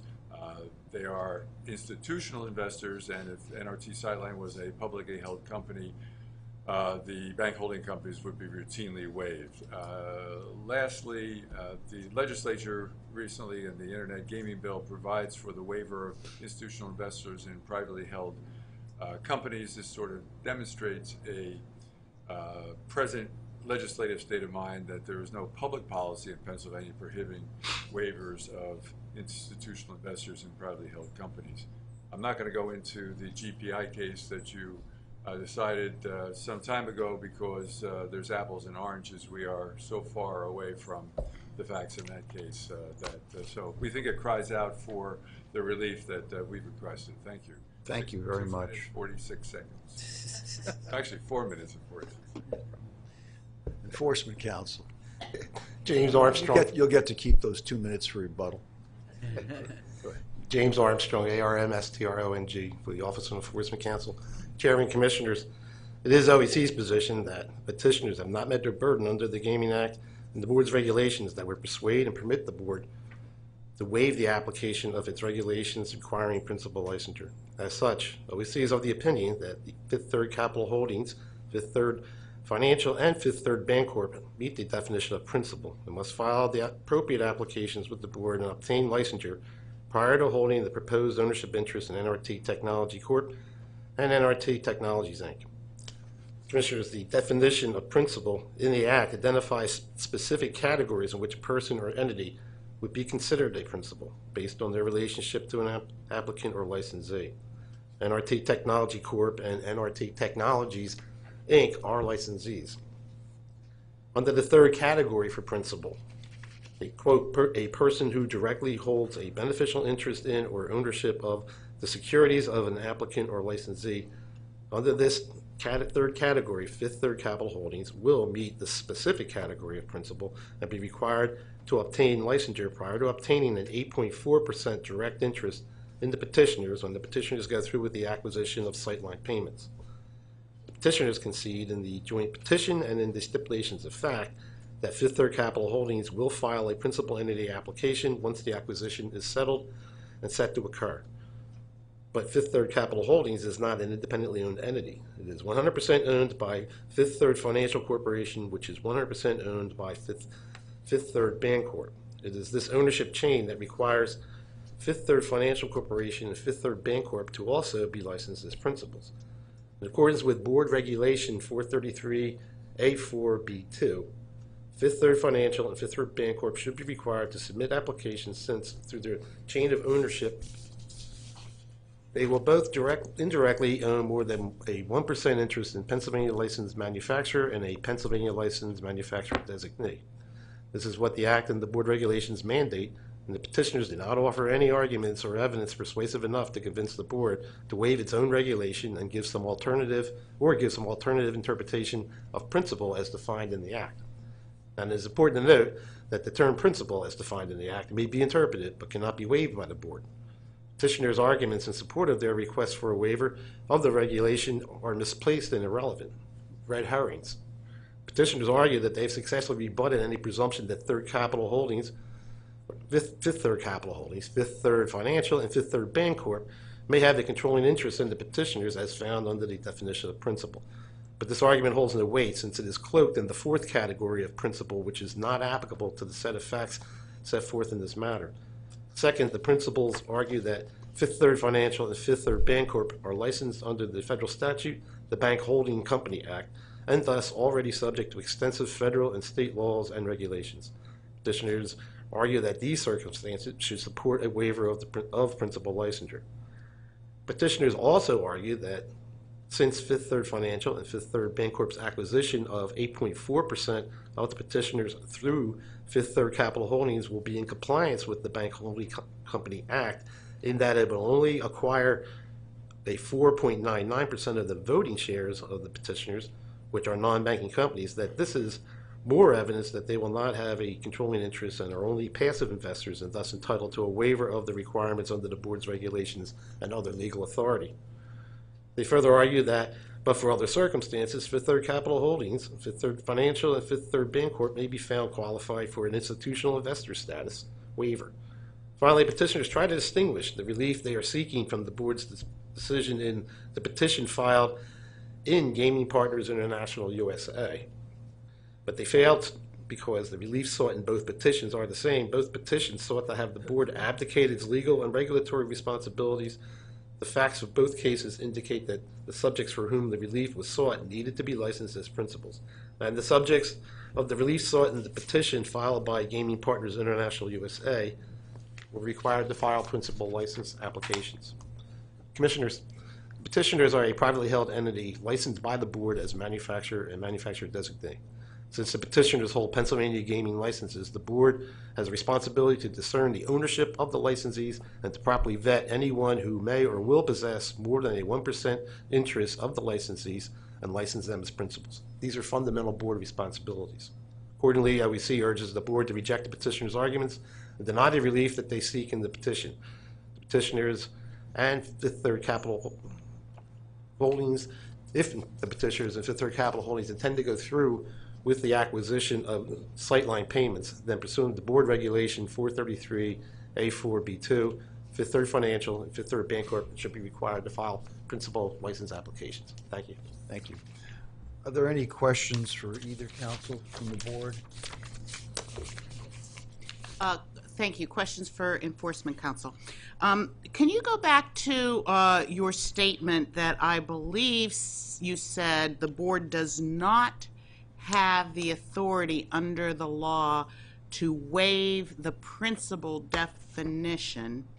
And first, did I hear you correctly? And if so, can you explain how you come to that conclusion? And then I may have another follow-up. Yeah, Commissioner, the regulations are subject to waivers. We have vast authority there, but the statute itself, you cannot waive things that are in the law itself. And the reference in the law is what again? With that they fall within the third category of what a principal is to a licensee. And the notion of unique circumstances of a case, is that regulatory or statutory that gives the Board authority to consider that? Well, the statute defines principal, and then the regulation further defines that principal and is designed actually to be able to address circumstances like this by following the chain of ownership, that the one entity coming in to invest in a licensee doesn't sit independent of itself if it's owned by several other entities. The Bureau of Licensing will follow that chain of ownership and then require that these other in the chain of ownership will also be required to file applications as principals. So as a follow-up, it is at your position that the allowance of consideration of unique circumstances is limited to things not defined by the statute versus the ability to consider unique circumstances of things that are defined by the statute? I guess I'm a little confused. Well, the definition of principle is defined in the statute, in the very beginning of the statute. And third or fifth, third capital holdings falls I under understood that So part they of your are argument, they are yes. a principle.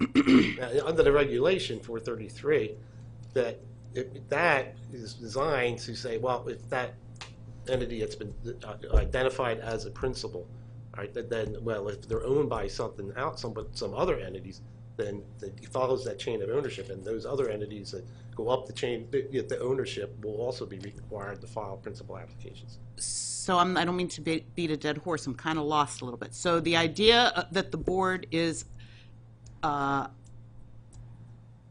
consider unique circumstances, is that written in our regulations? Is that written in our statute? And if it doesn't apply to unique circumstances that might be appear to be contrary to a definition in the statute, what does it apply to? By unique circumstances, I'm not sure I follow your question. You're saying there's no language in the statute or the regulation that gives the board the discretion or ability to consider unique. That's not a statutory or regulatory piece of language. Unique circumstances? Right. Oh, I can't tell you for sure. I'd have to research it and perhaps brief it. Thank you. Are there any other questions? Well, this too we will take up a little later for a vote. I'm going to press ahead for a while and take a break after a little while. It's okay. Is everybody okay to go for another 15 minutes or so? Okay. Kevin, thank you very much for coming. Thank you. Next, we'll hear from Kevin O'Toole, the Executive Director.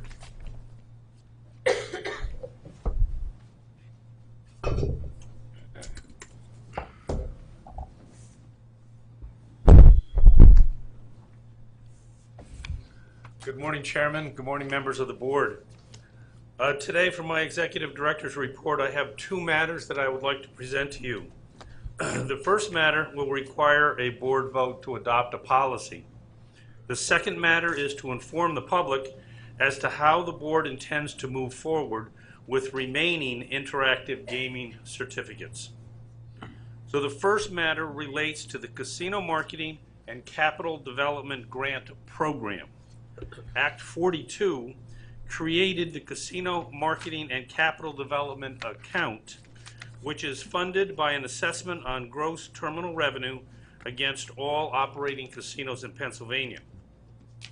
Each fiscal year, the board is to distribute the monies accumulated in that account, first to lower performing casinos, and then to other casinos applying for grants if sufficient funding exists.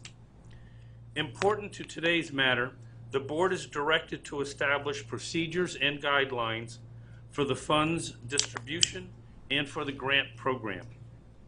You have been presented with a document entitled Casino Marketing and Capital Development Grant Program - Program Guidelines. This document sets forth the mechanism by which the board will administer the program beginning at some point early this fall. To be clear, this document announces the board's intent as to how it will move forward to implement the program in the near future. I ask at this time for a motion from the board to approve the document described above for publication on the board's website. May I have a motion? Oh, questions or comments from the board? Hearing none, may I have a motion? Mr. Chairman, I move that the board approve the Casino Marketing and Capital Development Grant Program for publication to the board's website as proposed by the Executive Director. Second. All in favor? Aye. All opposed? The motion's adopted. Thank you. Secondly, I would like to provide an update concerning the petitions for interactive gaming certificates. Earlier today, we've heard from 3 of the casino licensees who have submitted their iGaming petition. and they all sought 3 types of certificates. All in all, we have received 9 such petitions in that first 90-day period for filing petitions for iGaming certificate authorization. Since those 9 were filed, we have received 2 additional petitions. Presque Isle Downs has sought a table game and a slot machine interactive gaming certificate, and Mohegan Sun Pocono has petitioned for all 3 categories of games. So at the beginning of this process, there were 13, and still are 13, slot machine licensees, each eligible for 3 certificates, which totals 39 total certificates. At this point, with these 11 filings, 32 of those certificates have been spoken for. So as of today, there are 2 certificates for non-peer-to-peer table games, 2 certificates for non-peer-to-peer slot-like games, and 3 certificates for peer-to-peer or poker games. So after the initial 120 days, which has now expired, a qualified gaming entity, which is defined in the Act as a gaming entity licensed in another jurisdiction, may file a petition with the board for an interactive gaming certificate in whatever categories of interactive games are still available. The Act does not, however, define the process by which the board is to proceed in selecting how such entities can apply for the available certificates.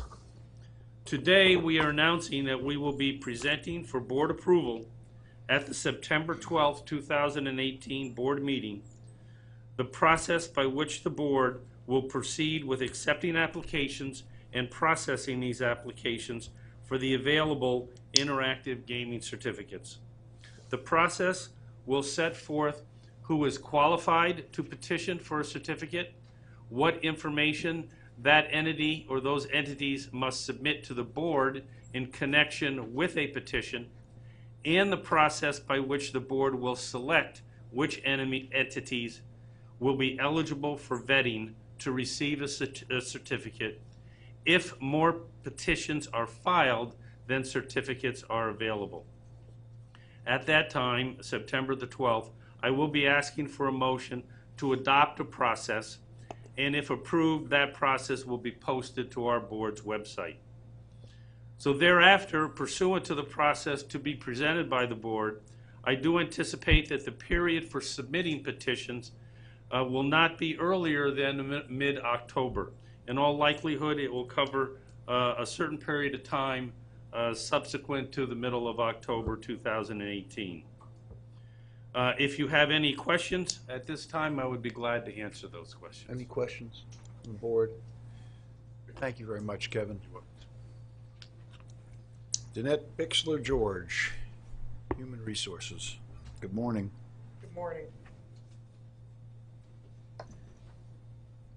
Good morning, Chairman, board members. The Office of Human Resources has one motion for your consideration today relative to the hiring of 2 individuals.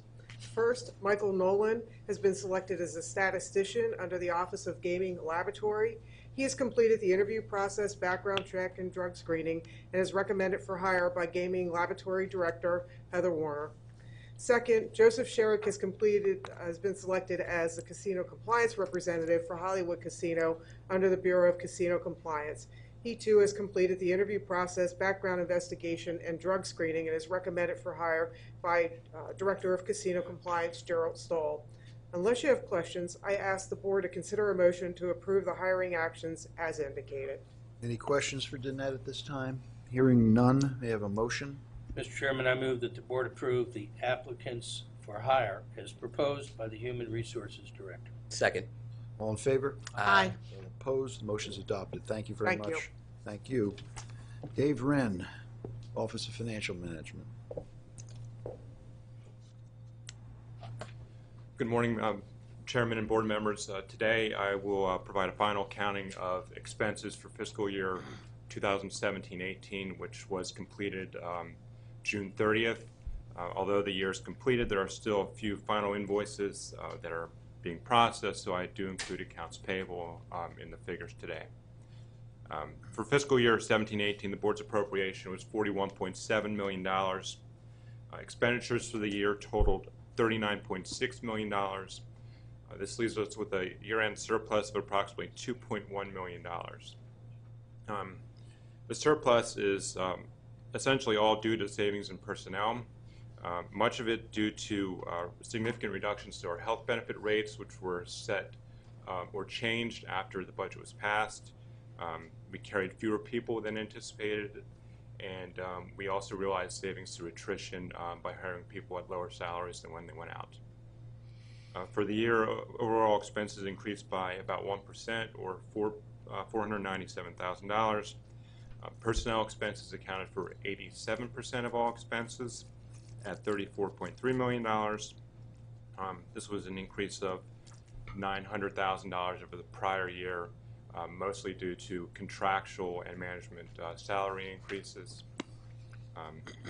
And the benefit rate for the year was 69%. Health benefit, or the employee benefit rate for the year was 69% of employee salaries, which was unchanged from the prior year. Finally, operating and fixed asset expenses totaled $5.3 million, or approximately 13% of the overall budget.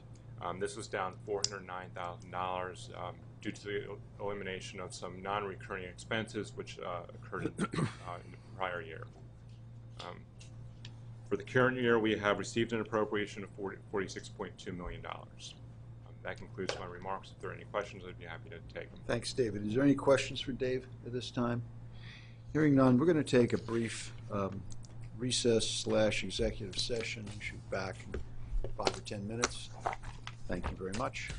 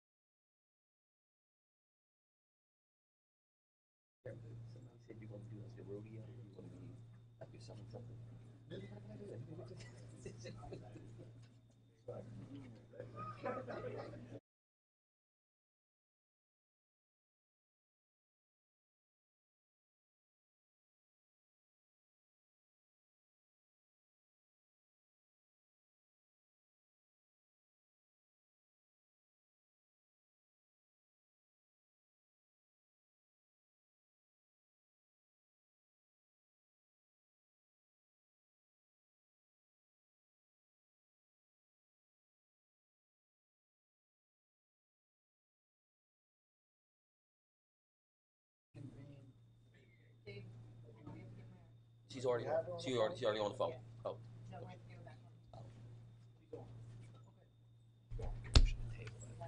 Merritt, are you there on the phone? Yes, I'm here. Great. Next time we'll do it by video. All right. Office of Chiefs Counsel, Mr. Sherman, you have any business for us today? Oh, a little bit. And normally I get to say good morning, but good afternoon today. Our first agenda items relate to a temporary regulation, a statement of policy, and technical standards, which have been provided to the board in advance of today's meeting. Senior Counsel Laura Bird will present the temporary regulation, which pertains to a portion of sports wagering for your consideration. Good afternoon, Chairman, members of the board. The Office of Chief Counsel presents for the board's consideration temporary regulation number 125-220. This temporary rulemaking provides the rules necessary for petitioners and applicants to file the necessary documents for board review and ultimately to move towards commencement of sports wagering operations in the Commonwealth. More specifically, this packet contains rules regarding permitted and prohibited activities related to sports wagering activities on the part of individuals and licensees, sports wagering equipment testing rules, internal control, compulsive and problem gaming and exclusion provisions, as well as rules regarding advertising and promotions of sports wagering operations. I'd be happy to answer any questions you may have on this packet of regulatory material. If not, I'd ask for a motion to approve temporary regulation number 125-220. Questions or comments from the board? Hearing none, may I have a motion? Mr. Chairman, I move that the board adopt temporary regulations number 125-220 as described by the Office of Chief Counsel. Second. All in favor? Aye. All opposed? Motion's adopted. Thank you.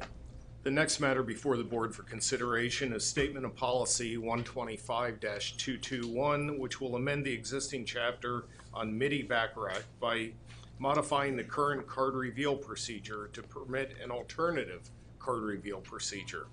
The alternative reveal provides that the dealer shall place the banker's hand face up and then hand the player's hand to the player with the highest wager for the reveal of the player's hand total. This is just by background, we often receive requests from the industry to modify rules to add excitement or enhance the games. This is one of those such modifications. We've reviewed it and feel it's appropriate and therefore ask for a motion to approve. Questions or comments from the board? Hearing none, may I have a motion? Mr. Chairman, I move the board adopt Statement of Policy 125-221 as described by the Office of Chief Counsel. Second. All in favor? Aye. All opposed? The motion's adopted. Next for the board's consideration are technical standards pertaining to geolocation of individuals. These standards will prescribe the board's expectations for geolocating systems, which will assure that iGaming and sports wagering will only be conducted by persons located within the Commonwealth of Pennsylvania, and that iGaming will not occur on the gaming floor of casinos, which is a requirement of the statute. I'd ask for motion to approve the technical standards. Questions or comments from the board? Hearing none, may I have a motion? Mr. Chairman, I move the board adopt technical standards for geolocating services as described by the Office of Chief Counsel. Second. All in favor? Aye. All opposed? The motion's adopted. Okay, next, the board has 10 petitions before it for consideration. 5 of those matters were heard earlier today during 4 public hearings and 1 oral argument. The remaining petitions can be decided on the record by agreement of the parties. And I want to note that the board has, in advance of this meeting, been provided with all of the documents filed of record. The first petition before the board today is the joint petition of Presque Isle Downs Incorporated, Eldorado Resorts Incorporated, Churchill Downs Incorporated, and PID LLC, seeking preliminary approval of a 100% change in control of Presque Isle Downs and Casino. This matter was heard by the board during a public hearing earlier today, and the Office of Enforcement Counsel has no objection to the change of control, so long as it is subject to conditions primarily related to the change of control transaction and the ongoing vetting of Churchill Downs. Churchill Downs has also requested that some of the information submitted with its petition be maintained as confidential, and we believe that would be appropriate. The matter of the approval of the transaction and the confidentiality is now ready for the board's consideration. Questions or comments from the board? Hearing none, may I have a motion? Mr. Chairman, I move that the board approve the joint petition for preliminary approval of change of control as described by the Office of Chief Counsel, and the board impose a $3.75 million change of control fee related thereto. I further move that requests for confidentiality of certain parts of the record be granted. Second. All in favor? Aye. All opposed? The motion's granted. Okay, 3 of the next 4 matters are petitions seeking approval of interactive gaming certificates. Should the board approve the petitions, I want to make it clear that the board will not be authorizing the licensee to commence the operation of interactive gaming at this time. Rather, the board will be approving the issuance of a certificate upon a determination that the current licensee is suitable to conduct the interactive gaming. This is the first step for the licensee to move toward operation. Yet to be completed are licensing of of interactive gaming operators, any gaming service providers, as well as approval of the internal controls and testing of the applicable equipment. In each case, the Office of Enforcement Counsel has outlined a number of conditions the casinos and their operators will need to fulfill prior to commencing operations, and upon approval, the licensee will be subject to those conditions as directed in the board's order. Not to hold you to this, but just for the public, is there a general idea, assuming things proceed apace, when we might actually see any of this gaming happening in Pennsylvania? I couldn't even begin to take a guess because those interactive gaming operators have to be vetted. That's really up to BIE and OEC and other bureaus to review the materials submitted, to bring them before the board, and do all of the testing and internal control review. I would not say that it would be imminent, but in the not too distant future, I would think those matters will be coming before the board. Thank you. Are there any questions, other questions or comments from the board on this? If not, may I have a motion? Mr. Chairman, I have to present the first one. Oh, you I did? just got to the preliminary matter. I thought you did. No. The first matter before the board is Chester Downs and Marina, LLC's petition for the issuance of its interactive gaming certificate and a request for confidential treatment of certain documents filed of record. That matter is now ready for motion. Thank you very much. Questions or comments on the first matter? Hearing none, may I have a motion? Mr. Chairman, I move the board approve Chester Downs and Marina LLC's petition for an interactive gaming certificate and confidentiality motion as described by the Office of Chief Counsel and with certain conditions requested by the Office of Enforcement Counsel. Second. All in favor? Aye. All opposed? Motion's adopted. The next petition. Chester Downs becomes the first to cross that hurdle. Okay. The next petition for issuance of an interactive gaming certificate is that of Greenwood Gaming and Entertainment. Again, same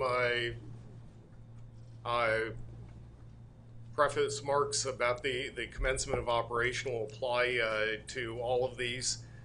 They have also asked that certain information be treated as confidential. We would support that and ask for a motion to approve. Questions or comments from the board? Hearing none, may I have a motion? Mr. Chairman, I move that the board approve Greenwood Gaming and Entertainment, Inc.'s petition for an interactive gaming certificate and confidentiality motion as described by the Office of Chief Counsel and with certain conditions requested by the Office of Enforcement Counsel. Second. All in favor? Aye. All opposed? Motion's adopted. Jumping to another Greenwood matter before the board, before we hit the final interactive gaming petition. The board has before it for consideration Greenwood Gaming and Entertainment's petition for an extension of time to file its Category 4 slot machine license application. This matter can be heard based upon the documents filed of record. On February 22nd of this year, Greenwood won the 4th Category 4 slot machine license auction with a winning bid of $8,111,000, which was paid on February 23rd. Pursuant to the Act, absent board approval, the application of Greenwood would have to be filed by August 23rd. They have asked for the Gaming Act's authorized 2-month extension, which would move the due date of the application to October 23rd. There's no objection, and it would be appropriate for the board now to consider a motion to grant that 2-month extension. Questions or comments from the board? Hearing none, may I have a motion? Mr. Chairman, I move that the board approve Greenwood Gaming and Entertainment, Inc.'s petition for extension of time to file a Category 4 application as described by the Office of Chief Counsel. Second. All in favor? Aye. All opposed? The motion's adopted. Mount Airy No. 1 LLC's petition regarding approval for an interactive gaming certificate and a request for confidentiality is the next matter before the board. Of course, we heard from Mount Airy a short time ago, and their motion also is appropriate for the board consideration at this time. Questions or comments from the board? Hearing none, may I have a motion? Mr. Chairman, I move that the board approve Mount Airy No. 1 LLC petition for interactive gaming certificate and confidentiality motion as described by the Office of Chief Counsel and within certain conditions required by the Office of Enforcement Counsel. Second. All in favor? Aye. All opposed? Motion's adopted. Next is the joint petition for relief of NRT Technology Corp. and NRT Technologies. The board heard this argument on this matter a short time ago. As the NRT entities are seeking a waiver of the board's regulations, which would otherwise require the holder of a 1% or greater indirect interest in a newly formed privately held manufacturer to be deemed a principal and be licensed by the board. Specifically, the petitioners are asking that Fifth Third Financial and Fifth Third Bancorp, parent companies of Fifth Third Capital, are not required to file principal entity applications, as Fifth Third Capital, their wholly owned subsidiary, which directly owns 8.4% of NRT Sightline Corp., will be licensed by the board. There was some discussion earlier today about the distinction between principles here and what the statute provides, what the regulations provide. I think it's important to note that while technically the entities would meet the definition of principal, when you look at the definition of principal in the statute, there is a provision that for indirect owners, the licensing can be rebutted by a demonstration, clear and convincing evidence that these other groups did not have a controlling interest in this case, the manufacturer. And based on that, it's the argument of the NRT, the Fifth Third two entities, that their indirect interest is such that they don't have a controlling interest, and that the requirement for principal licensure should be waived. That's the matter that's appropriate for the board's consideration. Thank you. Are there any questions or comments from the board? Hearing none, may I have a motion? Mr. Chairman, I move that under the unique circumstances of this case, the board approve the joint petition for relief for NRT Technology Corporation and NRT Technologies, Inc., as described by the Office of Chief Counsel. Second. All in favor? Aye. All opposed? The motion's adopted. Novomatic AG and Novomatic Gaming Industries GmbH's joint petition is the next matter before the board. Novomatic AG is contemplating a merger in its corporate structure, which will result in all rights, obligations, assets, and liabilities being transferred from Novomatic Gaming Industries GmbH to Novomatic AG, its parent company. The request states that this reorganization is meant to establish a more efficient and simplified structure. Presently, the GmbH entity holds Pennsylvania manufacturer license for table games, slot machines, and video gaming terminals. None of the Novomatic AG ownership structure will be changing by way of the merger, and therefore its petitioners request that the GmbH entity's manufacturer license be assigned upward to the Novomatic AG entity. The Office of Enforcement Counsel has no objection to the petition and is now ready for the board's consideration. Questions or comments from the board? Hearing none, may I have a motion? Mr. Chairman, I move that the board approve the petition to reassign Novomatic Gaming Industries GmbH's licenses as described by the Office of Chief Counsel. Second. All in favor? Aye. All opposed? The motion's adopted. Next before the board is Matthew Hansel's request for reconsideration of the board's previous denial of his gaming employee occupation permit renewal application.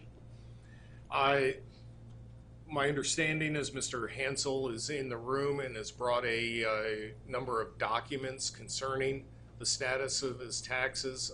There were both taxes related to Pennsylvania Department of Revenue as well as the IRS.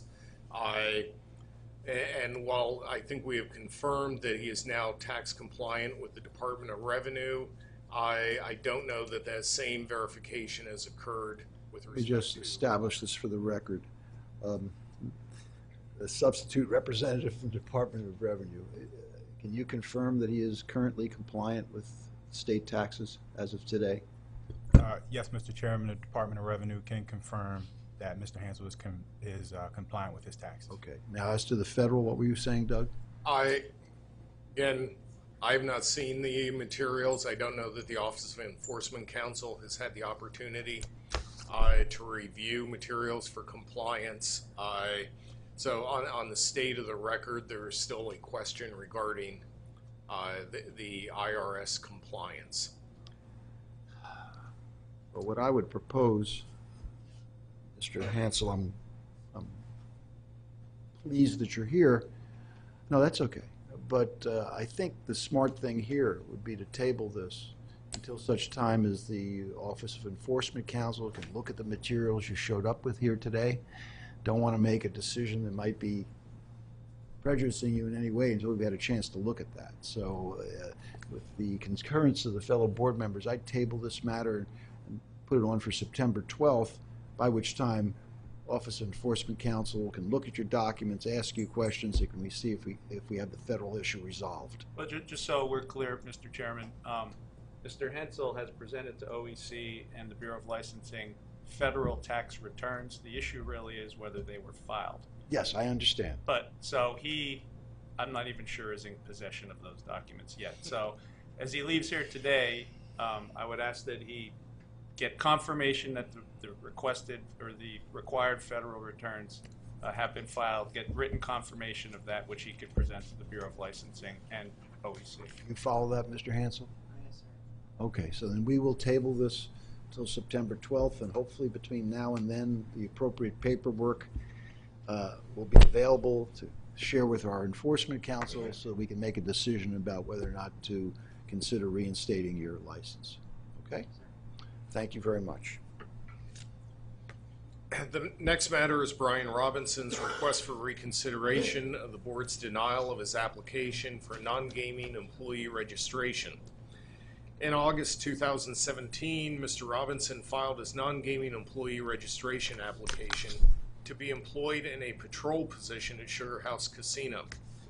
During his background investigation, it was discovered that he had a warrant filed against him for failure to pay child support in an amount over $12,000. As a result, the board issued an order denying his application. On May 31st of this year, Mr. Robinson filed his request asking for reconsideration of the denial of his non-gaming application. Along with the request, Mr. Robinson provided a copy of an order rescinding the warrant and showing that he had paid $1,000 toward the outstanding child support obligations.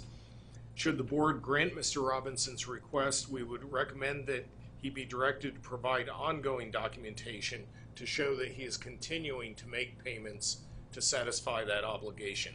And that's the request now before the board. Questions or comments from the board? Hearing none, may I have a motion? Mr. Chairman, I move that the board approve Brian Robinson's petition for reconsideration regarding the denial of his non-gaming employee registration application with the conditions requested by the Office of Chief Counsel. Second. All in favor? Aye. All opposed? The motion's adopted. Okay. The final petition before the board is Sonia Rudolph's request to lift the suspension of her gaming employee occupation permit. Ms. Rudolph had been issued a gaming employee permit in December 2016 to work as a security officer at the Rivers Casino. In August of 2017, the Office of Enforcement Counsel was notified that Ms. Rudolph had been arrested and charged with numerous crimes, including felony-graded criminal offenses stemming from a fight while attending a wedding. An emergency order suspending her permit was signed by the board's executive director, and a hearing was held at the board's Office of Hearings and Appeals, ultimately resulting in the board issuing an order in November 2017 directing that the suspension remain in effect. On June 29th of this year, Ms. Rudolph's attorney sent correspondence indicating that her charges had been resolved, and specifically that her felony charge was dismissed. She had been convicted of disorderly conduct and harassment and sentenced to probation. At this time, OEC has no objection to the request to lift the suspension, as the basis of that suspension, i.e. the felony, no longer exists, and that's the request to lift that's now before the board. Questions or comments from the board? Hearing none, may I have a motion? Mr. Chairman, I move that the board approve Sonia Rudolph's petition to lift the suspension of her gaming employee occupation permit as described by the Office of Chief Counsel. Second. All in favor? Aye. All opposed? The motion's adopted. The next presenting withdrawals and reports and recommendations is Deputy Chief Counsel Steve Cook. Good afternoon. The board has received several unopposed petitions to withdraw applications or surrender the credentials of the following individuals or entities: Elaine A. Hodgson, 2008 Special Trust; Antonia Corsanos; Juliet Ann Lim; Gerard Pierre Charlier; Albert Geldress; Yuji Taniguchi; the 2017 Costner Venture Trust; the West Churchill Irrevocable Trust; Aruz Gaming America Inc. Voting Trust; Paola Soretti; and Fast Pick LLC. The Office of Enforcement Counsel has no objection to any of these withdrawals or surrenders, and as a result, if the board grants each of these matters, they'd be doing so without prejudice to each of the requesters. Questions or comments from the board? May I have a motion? Mr. Chairman, I move that the board issue orders to approve the withdrawals and surrenders as described by the Office of Chief Counsel. Second. All in favor? Aye. All opposed? Motion's adopted. Next before the board for consideration are 3 reports and recommendations received from the Office of Hearings and Appeals. In each of these cases, the board received in advance of this meeting the entire evidentiary record as well as the report and recommendation. Additionally, each of these 3 persons have been notified that the matter would be called by the board today and that they had the right to briefly address the board. If any of these persons are present, I'd ask them to come forward when their matter is called. The first report and recommendation pertains to Brandon Keister. On February 5th, 2018, the Office of Enforcement Counsel filed a petition requesting that Mr. Keister be placed on the board's involuntary exclusion list, alleging that in November of 2017, Mr. Keister stole items belonging to another patron at the Hollywood Casino. Specifically, Mr. Keister picked up a shopping bag left on the gaming floor by another patron. The bag was from the casino's gift shop containing various items, including 3 bracelets. Mr. Keister took the bag into the men's restroom, thereafter left the restroom and attempted to return the items, minus the 3 bracelets, at the gift shop. He ultimately was charged with theft for this conduct, in particular the theft of the 3 bracelets. He was also excluded from the Penn National property for 1 year. A hearing was held in this matter in May of 2018. Enforcement Counsel appeared presenting testimony and documentary evidence supporting the facts as I just outlined. Mr. Keister also appeared and testified that despite ultimately pleading guilty to the theft charges, he was actually attempting to do the right thing by returning most of what was in the bag to the gift shop. After hearing all of the evidence presented, a report and recommendation was issued by the hearing officer recommending that he in fact be placed on the excluded persons list. Questions or comments from the board? Hearing none, may I have a motion? Mr. Chairman, I move the board adopt the report and recommendation issued by the Office of the Hearing and Appeals regarding the placement of Brandon Keister on the PGCB involuntary exclusion list as described by the Office of Chief Counsel. Second. All in favor? Aye. All opposed? Motion's adopted. Anthony Arnone's matter is the next report and recommendation before the board today. In June of 2010, Mr. Arnone was issued a permit to work as a table games dealer at the Presque Isle Downs and Casino. Mr. Arnone continues to hold that position today. On November 14, 2017, the Office of Enforcement Counsel filed a complaint to suspend Mr. Arnone's gaming employee occupation permit after being notified that he had been arrested by the Erie City Police on a warrant issued by the state of Ohio. In Ohio, the police charged Mr. Arnone with 2 felony offenses after he'd previously attempted to flee from the police following receiving a signal to stop during a police stop. During this period of action, Mr. Arnone had been drinking. Mr. Arnone reported his charges to the Presque Isle Human Resources Department, and upon being contacted by the Erie Police regarding the outstanding warrant, he immediately responded to the Erie Police, did not fight extradition, and went back to Ohio. Ultimately, a hearing was held in this matter on May 8, 2018. The Office of Enforcement Counsel appeared offering evidence outlining the facts as I just described. Mr. Arnone appeared and testified on his own behalf. During the hearing, Mr. Arnone admitted to his conduct, apologized for it, and indicated that the felony charges that he had been facing were dismissed, and he was ultimately pled guilty to 1 misdemeanor count. Subsequent to the hearing officer issued a report and recommendation recommending that the suspension in fact not incur, as Mr. Arnone had owned up to the criminal charges and faced what he needed to do in Ohio. Questions or comments from the board? Hearing none, may I have a motion? Mr. Chairman, I move that the board adopt the report and recommendation issued by the Office of Hearings and Appeals regarding the suspension of Anthony Arnone's gaming employee occupation permit as described by the Office of Chief Counsel. Second. All in favor? Aye. All opposed? Motion's adopted. The final report and recommendation before the board today pertains to Nijaz Hassanejanic. Mr. Hassanejic requests recovery of $520 confiscated from him by Sugar House and turned over to the board. By way of background, on April 27, 2016, Mr. Hassanejic was placed on the board's involuntary exclusion list due to his actions at Sugar House, Harrah's, Parks, and Valley Forge, which included several incidents of cheating. On June 9, 2017, Mr. Hassanejic was present at Sugar House Casino in violation of the board's order. Sugar House security detained him, confiscated $520 in gaming chips from him as winnings. As the board is aware, the act authorizes winnings to be taken from excluded persons found on gaming floors in Pennsylvania casinos.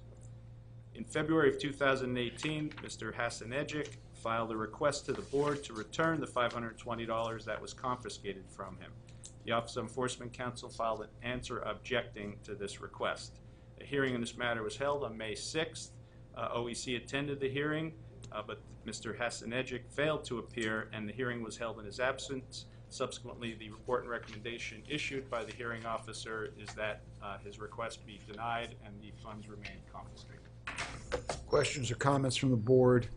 May I have a motion? Mr. Chairman, I move that the board adopt the report and recommendations issued by the Office of Hearings and Appeals regarding Nijaz Hassanejic's petition to recover funds while on the PGCB involuntary exclusion list as described by the Office of Chief Counsel. Second.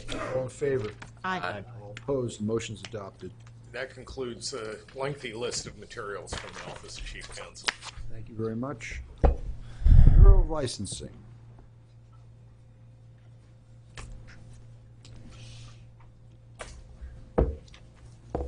Good afternoon, Chairman, members of the board.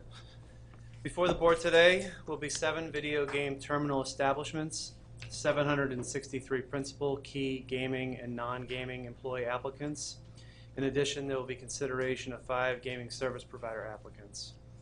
The first matter for your consideration are conditional VGT establishment licenses for Raj Pike Management Corp., Bald Eagle Truck Stop, Inc., DRT C-Store, Inc., 6406 Truck Plaza, LLC, Leo Mart, LLC, Jiffy Mini Mart, Inc., and Gary L. Germanisk. Under the Gaming Act, the board may issue a conditional license provided certain criteria are met, including that the applicant has never been convicted of a felony, is current on state taxes, has submitted a completed application, and has not been convicted of a gaming law violation. A preliminary review of these applicants indicate that all have met this criteria. I ask that the board consider a motion to approve the conditional VGT establishment licenses. Enforcement Council has no objection. Questions or comments from the board? May I have a motion? Mr. Chairman, I move that the board grants the video gaming terminal establishment conditional licensees as described by the Bureau of Licensing. Second. All in favor? Aye. All opposed? Motion's adopted. Next, there is the approval of principal and key employee licenses. Prior to this meeting, the Bureau of Licensing provided you with a proposed order for 5 principal and 3 key employees. I ask that the board consider the order approving these licenses. Enforcement Council has no objection. Questions or comments from the board? Hearing none, may I have a motion? Mr. Chairman, I move the board grant the principal and key employee licenses as described by the Bureau of Licensing. Second. All in favor? Aye. All opposed? Motion's adopted. There are also temporary principal and key employee licenses. Prior to this meeting, the Bureau of Licensing provided you with the order regarding the issuance of temporary licenses for 5 principals and 12 key employees. I ask that the board consider the order approving these licenses. Enforcement Council has no objection. Questions or comments from the board? May I have a motion? Mr. Chairman, I move the board grant the temporary principal and key employee credentials as described by the Bureau of Licensing. Second. All in favor? Aye. All opposed? Motion's adopted. Also, there are gaming permits and non-gaming registrations.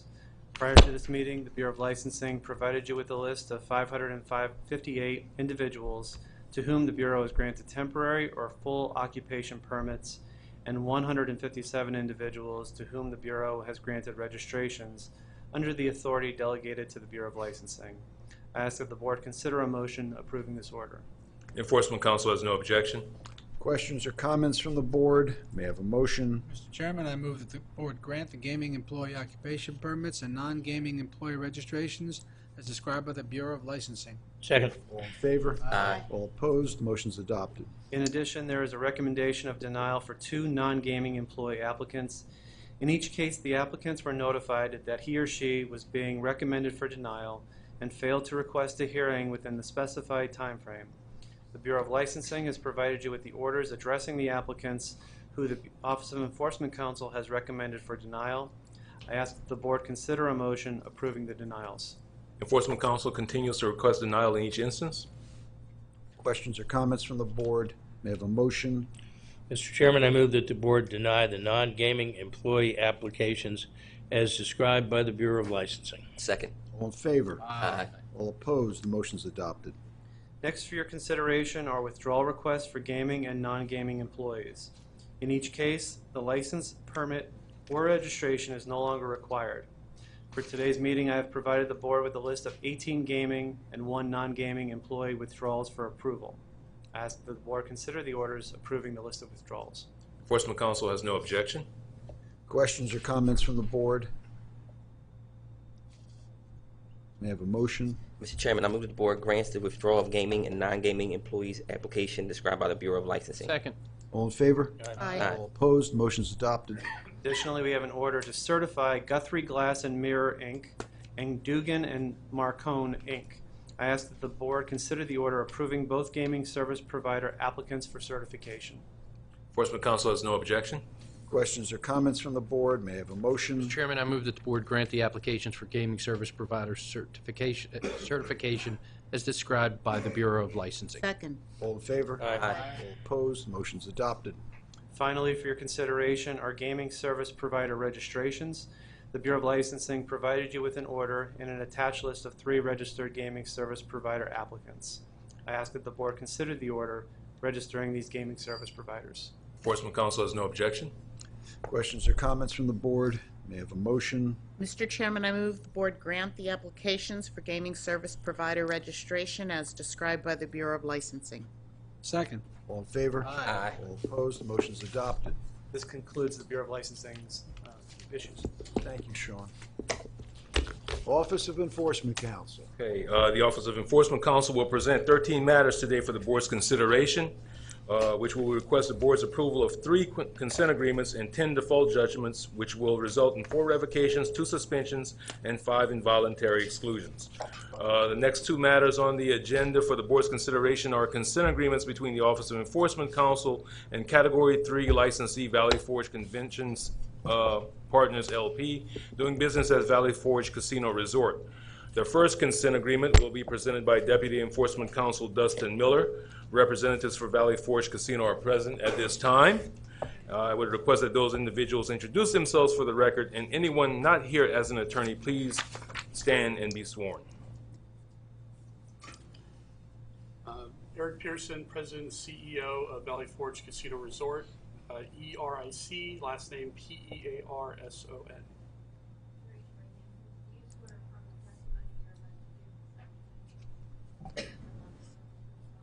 I do.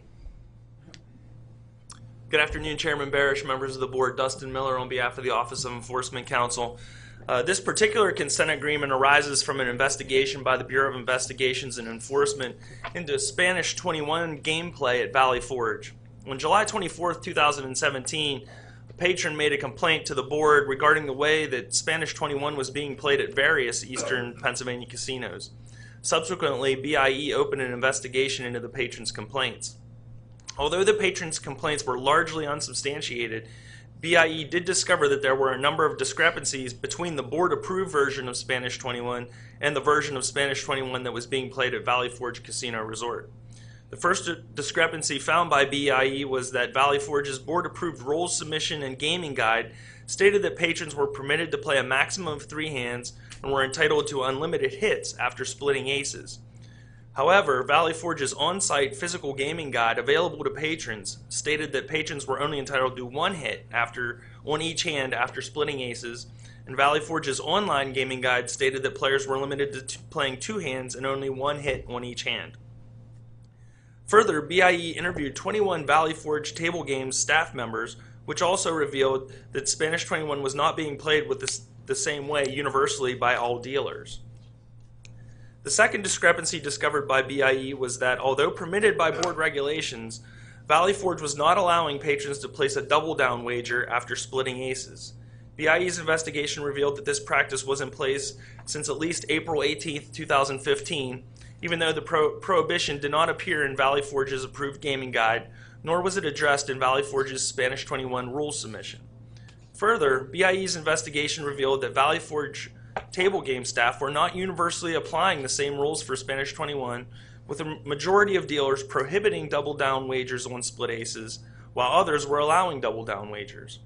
On June 1, 2018, Valley Forge came into compliance with board regulations and allowed players to place double-down wagers on split aces. Valley Forge amended its table games training manual reflecting this change of procedure, which was approved on June 21, 2018. The rules submission for Spanish 21, gaming guide, and table game dealer training manual are all part of Valley Forge's approved internal controls. Further, board regulations outline the procedure for the play of Spanish 21 in Pennsylvania casinos. On July 2, 2018, the parties entered into a consent agreement to settle this outstanding compliance matter. The terms of this agreement include a provision that Valley Forge Convention Center Partners LP shall reinforce existing policies to minimize the opportunity for similar incidents to occur in the future. Further, Valley Forge Convention Center Partners LP shall pay a total fine of $30,000 and an administrative fee of $2,500. The fine and administrative fee shall be paid within 5 days of the consent agreement being approved by the board. As Cyrus stated earlier, counsel for Valley Forge Convention Center Partners LP is in attendance today to answer any questions you may have. Otherwise, the Office of Enforcement Counsel asks the board to entertain a motion to approve the consent agreement. Does counsel for Valley Forge have anything to offer? Very briefly, good afternoon to everyone. Adrian King from the firm Ballard Spar on behalf of Valley Forge. This is an unfortunate set of facts. Operating a casino is a large and involved business. I think we offer about 50 different table games. We accept the findings of OEC. This was an oversight. We accepted the consent agreement as it was presented to us. We've engaged in retraining, gone over our procedures, and we have nothing more to add other than to apologize, and we're going to do better. Okay, thank you. Are there any questions or comments from the board on this matter? If hearing none, may I have a motion? Mr. Chairman, I move that the board approve the consent agreement between the Office of Enforcement Counsel and Valley Forge Convention Center Partners LP as described by the Office of Enforcement Counsel. Second. All in favor? Aye. All opposed? The motion's adopted. Thank you. The next matter on the agenda is a second consent agreement with Valley Forge Casino Resort, which will be presented by Assistant Enforcement Counsel Ashley Gabriel. Good afternoon, Mr. Chairman and members of the board. Ashley Gabriel, Gabrielle. This proposed consent agreement involves a failure of Category 3 licensee, Valley Forge Convention Center Partners LP, to safeguard and protect its assets and revenue. On or around June 21st, 2018, the Bureau of Investigations and Enforcement initiated an investigation into a competitive shopping program at Valley Forge, particularly as it related to Christopher Camp, a former slot manager at Valley Forge, and his fraudulent activity performed through the program. BIE's investigation found that Valley Forge established the program in May 2013 as part of Valley Forge's ongoing market research. Selected employees were to join various casino reward clubs, principally located in Pennsylvania, New Jersey, New York, and Delaware, to enable Valley Forge to review and compare its regional competitors. Participating Valley Forge employees were required to gamble at various casinos with a set amount of money to be established prior to each gambling session in accordance with program policies and procedures, and to join the rewards programs at the various competitor casinos. BIE's investigation found that Mr. Camp was terminated in March 2018 after Valley Forge discovered that he had been stealing from the program by using fraudulently prepared documentation from the program to request $3,700 each month for 29 months, beginning in October 2015 and ending in February 2018. During this time, Mr. Camp signed out a total of $107,300 in 29 separate transactions. Valley Forge determined that $92,390 in funds were retained by Mr. Camp, although he only admitted to 17 fraudulent transactions totaling $62,900. Mr. Camp was criminally charged as a result of his actions. It was determined that Mr. Camp was able to perpetrate the fraud over a time span of more than 4 years. From May 2013 to October 2017, Mr. Camp perpetrated his fraud during periods of time that he was a part of the active program, during periods of time that the program was inactive, and during periods of time that he was not part of the active program. BIE's investigation revealed that the marketing department and program leader did not adequately oversee, administer, or analyze the program. There was no reconciliation between the program leader, finance department, cage, and marketing departments to review the monthly activity of the program. BIE's investigation also found that Valley Forge's internal audit director participated in 9 gambling trips in the program, which in OEC's opinion poses a potential conflict of interest with the job responsibilities of an internal audit director and violates the segregation of duties envisioned by the Act. OEC requests that the board approve this consent agreement and stipulation of settlement. The terms of the settlement include a provision that Valley Forge shall reinforce existing policies and provide training, guidance, and reinforcement to its employees, which will minimize the opportunity for a similar incident to occur in the future, that Valley Forge shall pay a fine of $50,000 for the violation within 5 days of the board's approval, and that Valley Forge shall pay $2,500 administrative fee for costs incurred by OEC, BIE, and other board staff, which shall also be paid within 5 days of the board's approval of the consent agreement. At this time, the Office of Enforcement Counsel is available for any questions the board may have. Any comments from Valley Forge? Very briefly, it's a very unfortunate circumstance where a licensed and trusted employee known to his fellow employees took advantage of these relationships. To put things briefly in context, the marketing department on an annual basis has about a $4 to $5 million budget for the casino facility. What this gentleman successfully did was steal very small amounts of money every month. Let me rephrase that in the sense of we're talking $3,000 to $4,000.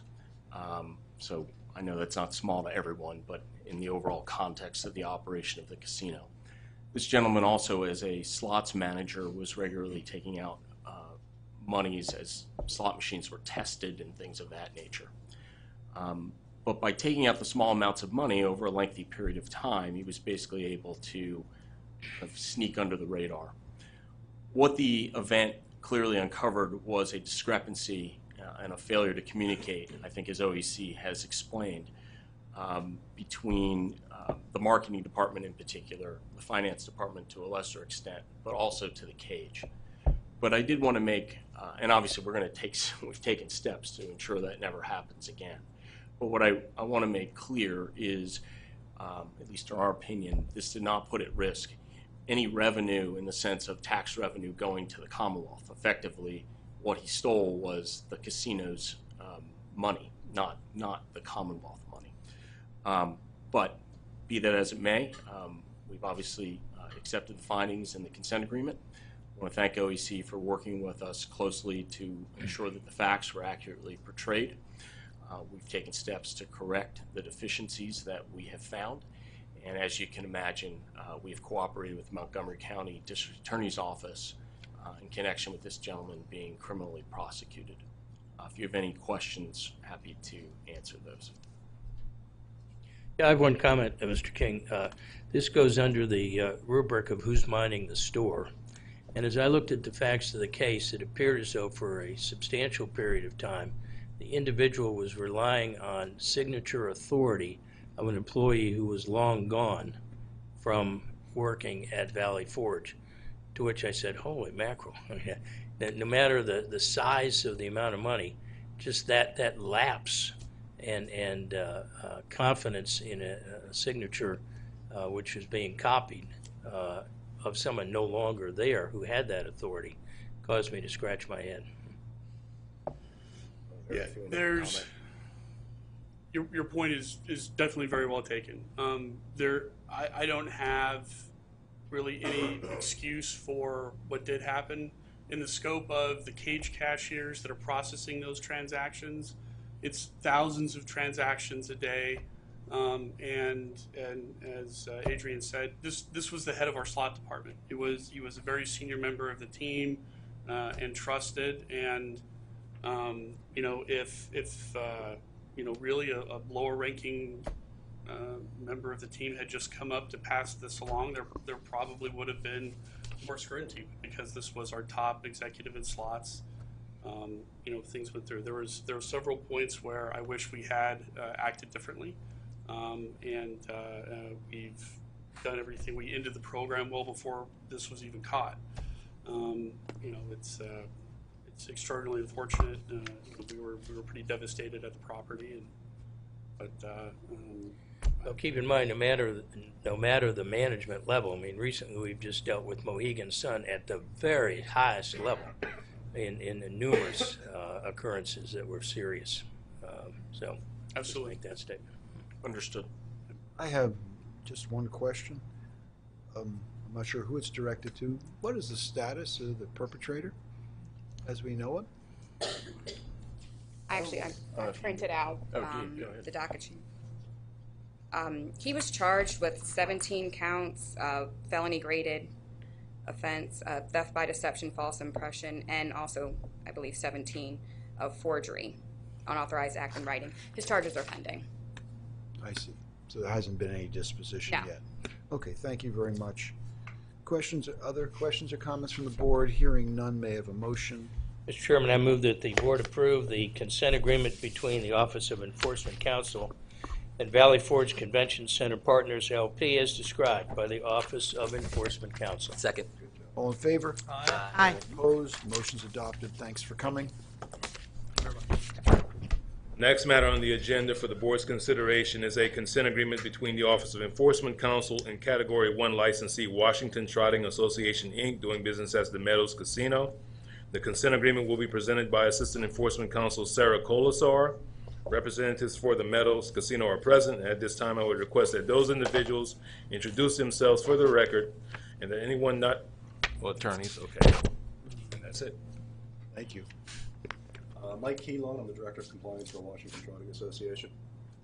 Brian Beinauer, I'm the Director of Information Technology for the Washington Trotting Association. Sure, it's Boy, E-I-N-H-A-U-E-R. K-E-E-L-O-R. Brian with an I. And Keelon, K-E-E-L-O-N. Yes, sir. Thank you.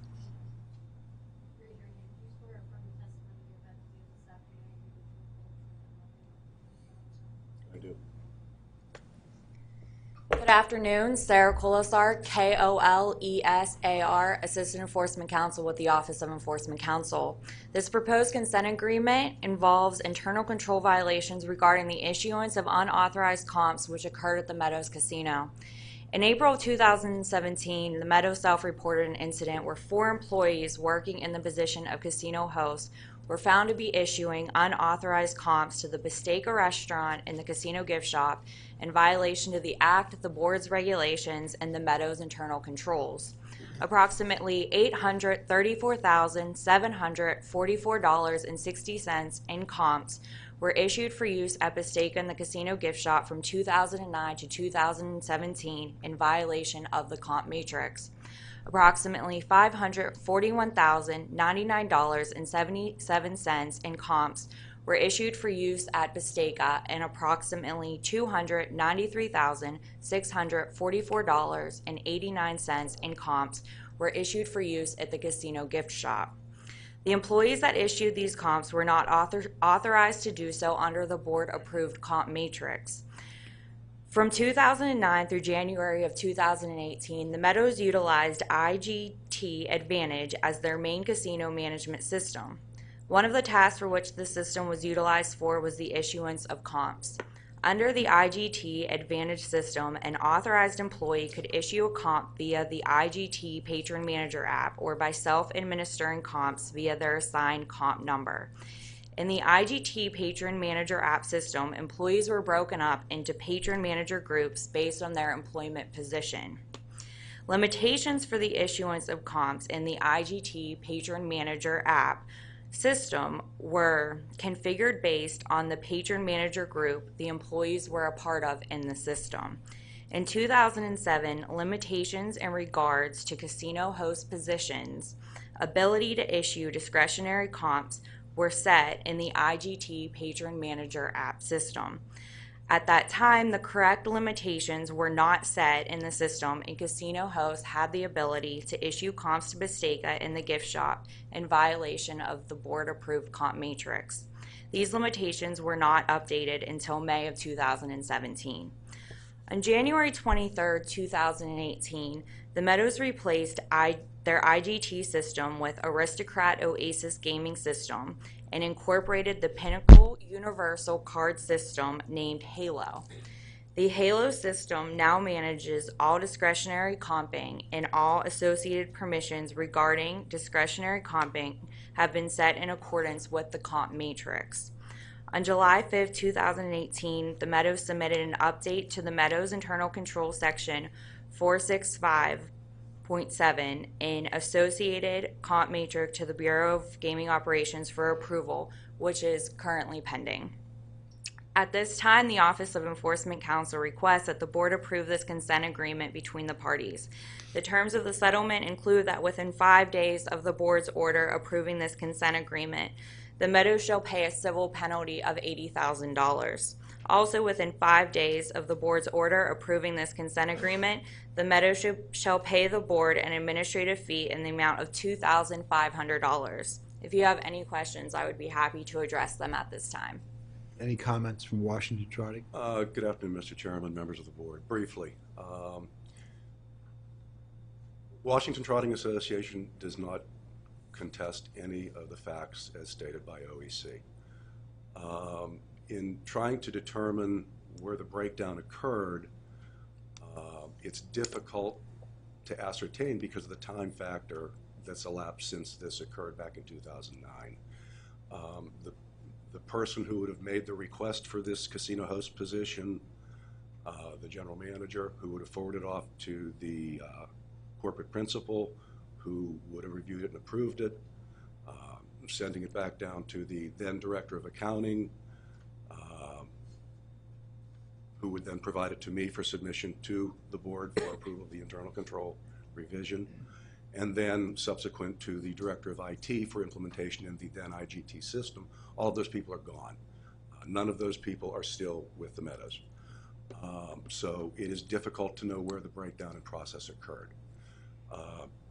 Moving forward, to ensure that something like this doesn't happen again, the implementation of Aristocrat Oasis and the Overseeing Halo program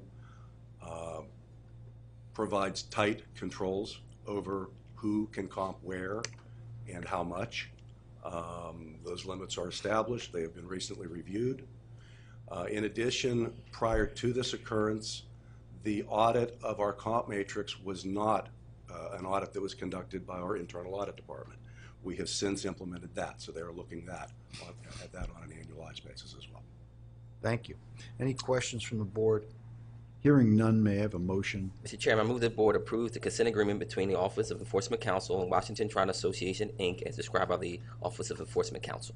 Second. All in favor? Aye. All opposed? The motion's adopted. Thank you for coming.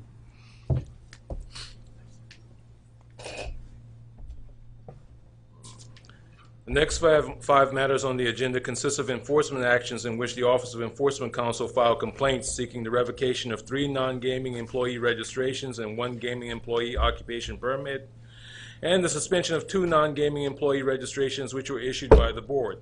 Each complaint has been filed with the board's Office of Hearings and Appeal and properly served upon the person named in each complaint. The person named in each complaint failed to respond within 30 days as required by board regulation. As a result, the Office of Enforcement Counsel filed a request for default judgment and properly served the same upon each named person. Therefore, the facts in each complaint are deemed admitted. All filed documents have been provided to the board, and the matters are presently ripe for the board's consideration. In each instance, we will provide a brief summary of the facts and request the appropriate board action. Good afternoon, Chairman, members of the board. Tamara Haken, Haken, with the Office of Enforcement Counsel. The next matter on the agenda for the board's consideration is the suspension of the non-gaming employee registration issued to Andrew Schmick. On April 11, 2018, Mr. Schmick was charged with multiple gambling misdemeanors resulting from his role in an organization that used illegal video gambling devices. Mr. Schmick has entered ARD for the charges. OEC requests that the non-gaming employee registration issued to Andrew Schmick be suspended. Questions or comments from the board? Hearing none, may I have a motion? Mr. Chairman, I move that the board approve the suspension of Andrew Schmick's non-gaming employee registration as described by the Office of Enforcement Counsel. Second. All in favor? Aye. All opposed? The motion's adopted. Good afternoon, Chairman Barish, members of the board. Next on the agenda is a request to revoke Cole Davis's non-gaming employee registration. Mr. Davis was charged with theft by unlawful taking and receiving stolen property after he was found to be removing money from check billfolds and voiding checks while working as a beverage supervisor at Mount Airy Casino. Mr. Davis has pled guilty to these charges, and at this time the Office of Enforcement Counsel requests that the board revoke the non-gaming employee registration of Paul Davis. Questions or comments from the board? May I have a motion? Mr. Chairman, I move the board approve the revocation of Cole Davis's non-gaming employee registration as described by the Office of Enforcement Counsel. Second. All in favor? Aye. All opposed? The motion's adopted. Chairman, Commissioners, James Armstrong for the Office of Enforcement Counsel. Next on the agenda for the board's consideration is a complaint to revoke Yu Long Chen's non-gaming employee registration for engaging in unsuitable behavior by not ringing up all sales and taking money that belonged to Sugar House Casino while employed there as a fast food cashier. Mr. Chen was terminated from Sugar House. He is not presently employed in Pennsylvania's gaming industry. Accordingly, OEC requests the board revoke Mr. Chen's non-gaming employee registration. Questions or comments from the board? May I have a motion? Mr. Chairman, I move that the board approve the revocation of Yu Long Chen's non-gaming employee registration as described by the Office of Enforcement Counsel. Second. All in favor? Aye. All opposed? The motion's adopted. Thank you. Next on the agenda for the board's consideration is a complaint to suspend Isaiah Stark's non-gaming employee registration based on Mr. Starks being charged with multiple felonies which are presently pending against him. He was terminated from Sugar House Casino but is not presently employed in Pennsylvania's gaming industry. Accordingly, OEC requests the board suspend the non-gaming employee registration issued to Isaiah Starks. Questions or comments from the board? Hearing none, may I have a motion? Mr. Chairman, I move the board approve the suspension of Isaiah Stark's non-gaming employee registration as described by the Office of Enforcement Counsel. Second. All in favor? Aye. Aye. All opposed? The motion's adopted. Thank you. Next on the agenda for the board's consideration is a complaint to revoke the non-gaming employee registration and the gaming employee occupation permit issued to Sean Thomas for his unsuitable conduct while employed as a security officer at Sugar House Casino. He found money lost by a patron and attempted to keep it rather than return it. Mr. Thomas was terminated from Sugar House and is not presently employed in Pennsylvania's gaming industry. Accordingly, OEC requests that the board revoke Mr. Thomas's non-gaming employee registration and gaming employee occupation permit. Questions or comments from the board? Hearing none, may I have a motion? Mr. Chairman, I move the board approve the revocation of Sean Thomas' non-gaming employee registration and gaming employee occupation permit as described by the Office of Enforcement Counsel. Second. All in favor? Aye. All opposed? The motion's adopted. The remaining matters on the agenda consist of enforcement actions in which the Office of Enforcement Counsel filed petitions seeking the involuntary exclusion of individuals whose presence in a licensed facility are inimical to the interests of the Commonwealth and our licensed gaming therein. In each instance, the petition for exclusion has been filed with the Board's Office of Hearings and Appeal and probably served upon the individual named in the complaint. The individual named in each complaint failed to respond within 30 days as required by board regulation. As a result, the Office of Enforcement Counsel filed a request for default judgment in each instance and properly served the same upon each named individual. Therefore, all facts in each petition are deemed admitted, all filed documents have been provided to the board, and the matters are presently ripe for the board's consideration. In each instance, if the board orders the proposed exclusion, each individual's photo, personal identifiers, and the summary of inimical conduct will be placed on the board's public website. Chairman Commissioners, James Armstrong again for the Office of Enforcement Counsel. Next on the agenda for the board's consideration is a request to place Lai Win on the exclusion list because of his involvement in a cheating conspiracy in mini baccarat at Sugar House Casino. The investigation revealed that the dealer intentionally failed to collect $8,000 of Mr. Win's losing bets, and Mr. Win failed to pay over same until confronted by the police. Accordingly, OEC requests that the board enter judgment upon default and place Mr. Win on the board's involuntary exclusion list. Questions or comments from the board? May I have a motion? Mr. Chairman, I move that the board approve the addition of Lai Win to the PGCB involuntary exclusion list as described by the Office of Enforcement Counsel. Second. All in favor? Aye. All opposed? The motion's adopted. Next matter for consideration is a petition to place Tawanda Bruce on the board's involuntary exclusion list. Ms. Bruce colluded with another patron at a Harrah's Philadelphia dealer to cheat during blackjack. During table game play, the dealer would pay losing hands as winning hands, expose cards prior to dealing, and not collect losing wagers. Ms. Bruce stole $12,156.50 as a result of her illegal activity. The Pennsylvania State Police criminally charged Ms. Bruce, and she pleaded guilty to felony theft by unlawful taking. Ms. Bruce was sentenced to serve 3 years of probation, pay full restitution, and not have any contact with Harrah's Philadelphia. At this time, OEC requests that the board issue an order placing Tawanda Bruce on the involuntary exclusion list. Questions or comments from the board? Hearing none, may I have a motion? Mr. Chairman, I move the board approve the addition of Tawanda Bruce to the PGCB involuntary exclusion list as described by the Office of Enforcement Counsel. Second. All in favor? Aye. All opposed? The motion's adopted. Good afternoon, Mr. Chairman and members of the board. Michael Rowland, ROL A&D with the Office of Enforcement Counsel. The last three matters on the agenda arise from the same fact pattern, and each involves a request to place the individual on the involuntary exclusion list. Patrons Gebron Ragbeer, Sean Kahn, and Fawaz Rahman were caught engaging in a conspiracy in which they switched cards with one another and capped wagers while playing three-card poker at Sands Casino to unlawfully gain $2,645. Sean Kahn, Gebron Ragbeer, and Fawaz Rahman were all criminally charged by the Pennsylvania State Police. The matter is now before the board to consider the placement of Sean Kahn on the board's involuntary exclusion list. Questions or comments from the board? May I have a motion? Mr. Chairman, I move that the board approve the addition of Sean Kahn to the PGCB involuntary exclusion list as described by the Office of Enforcement Counsel. Second. All in favor? Aye. All opposed? The motion's adopted. The matter is now before the board to consider the placement of Gebron Ragbeer on the board's involuntary exclusion list. Questions or comments from the board? May I have a motion? Mr. Chairman, I move the board approve the addition of Gebron Ragbeer to the PGCB involuntary exclusion list as described by the Office of Enforcement Counsel. Second. All in favor? Aye. Aye. All opposed? The motion's adopted. And the matter is now before the board to consider the placement of Fawaz Rahman on the board's involuntary exclusion list. Questions or comments from the board? May I have a motion? Mr. Chairman, I move that the board approve the addition of Fawaz Rahman to the PGCB involuntary exclusion list described by the Office of Enforcement Counsel. Second. All in favor? Aye. Aye. All opposed? The motion is adopted. Thank you. That concludes our business. Yes, it does. Today, that concludes today's business. Our next scheduled public meeting will be held on Wednesday, September 12th at 10 o'clock in this room. May I have a motion to adjourn? So moved. Second. All in favor? Aye. All opposed? The motion's adopted. Well.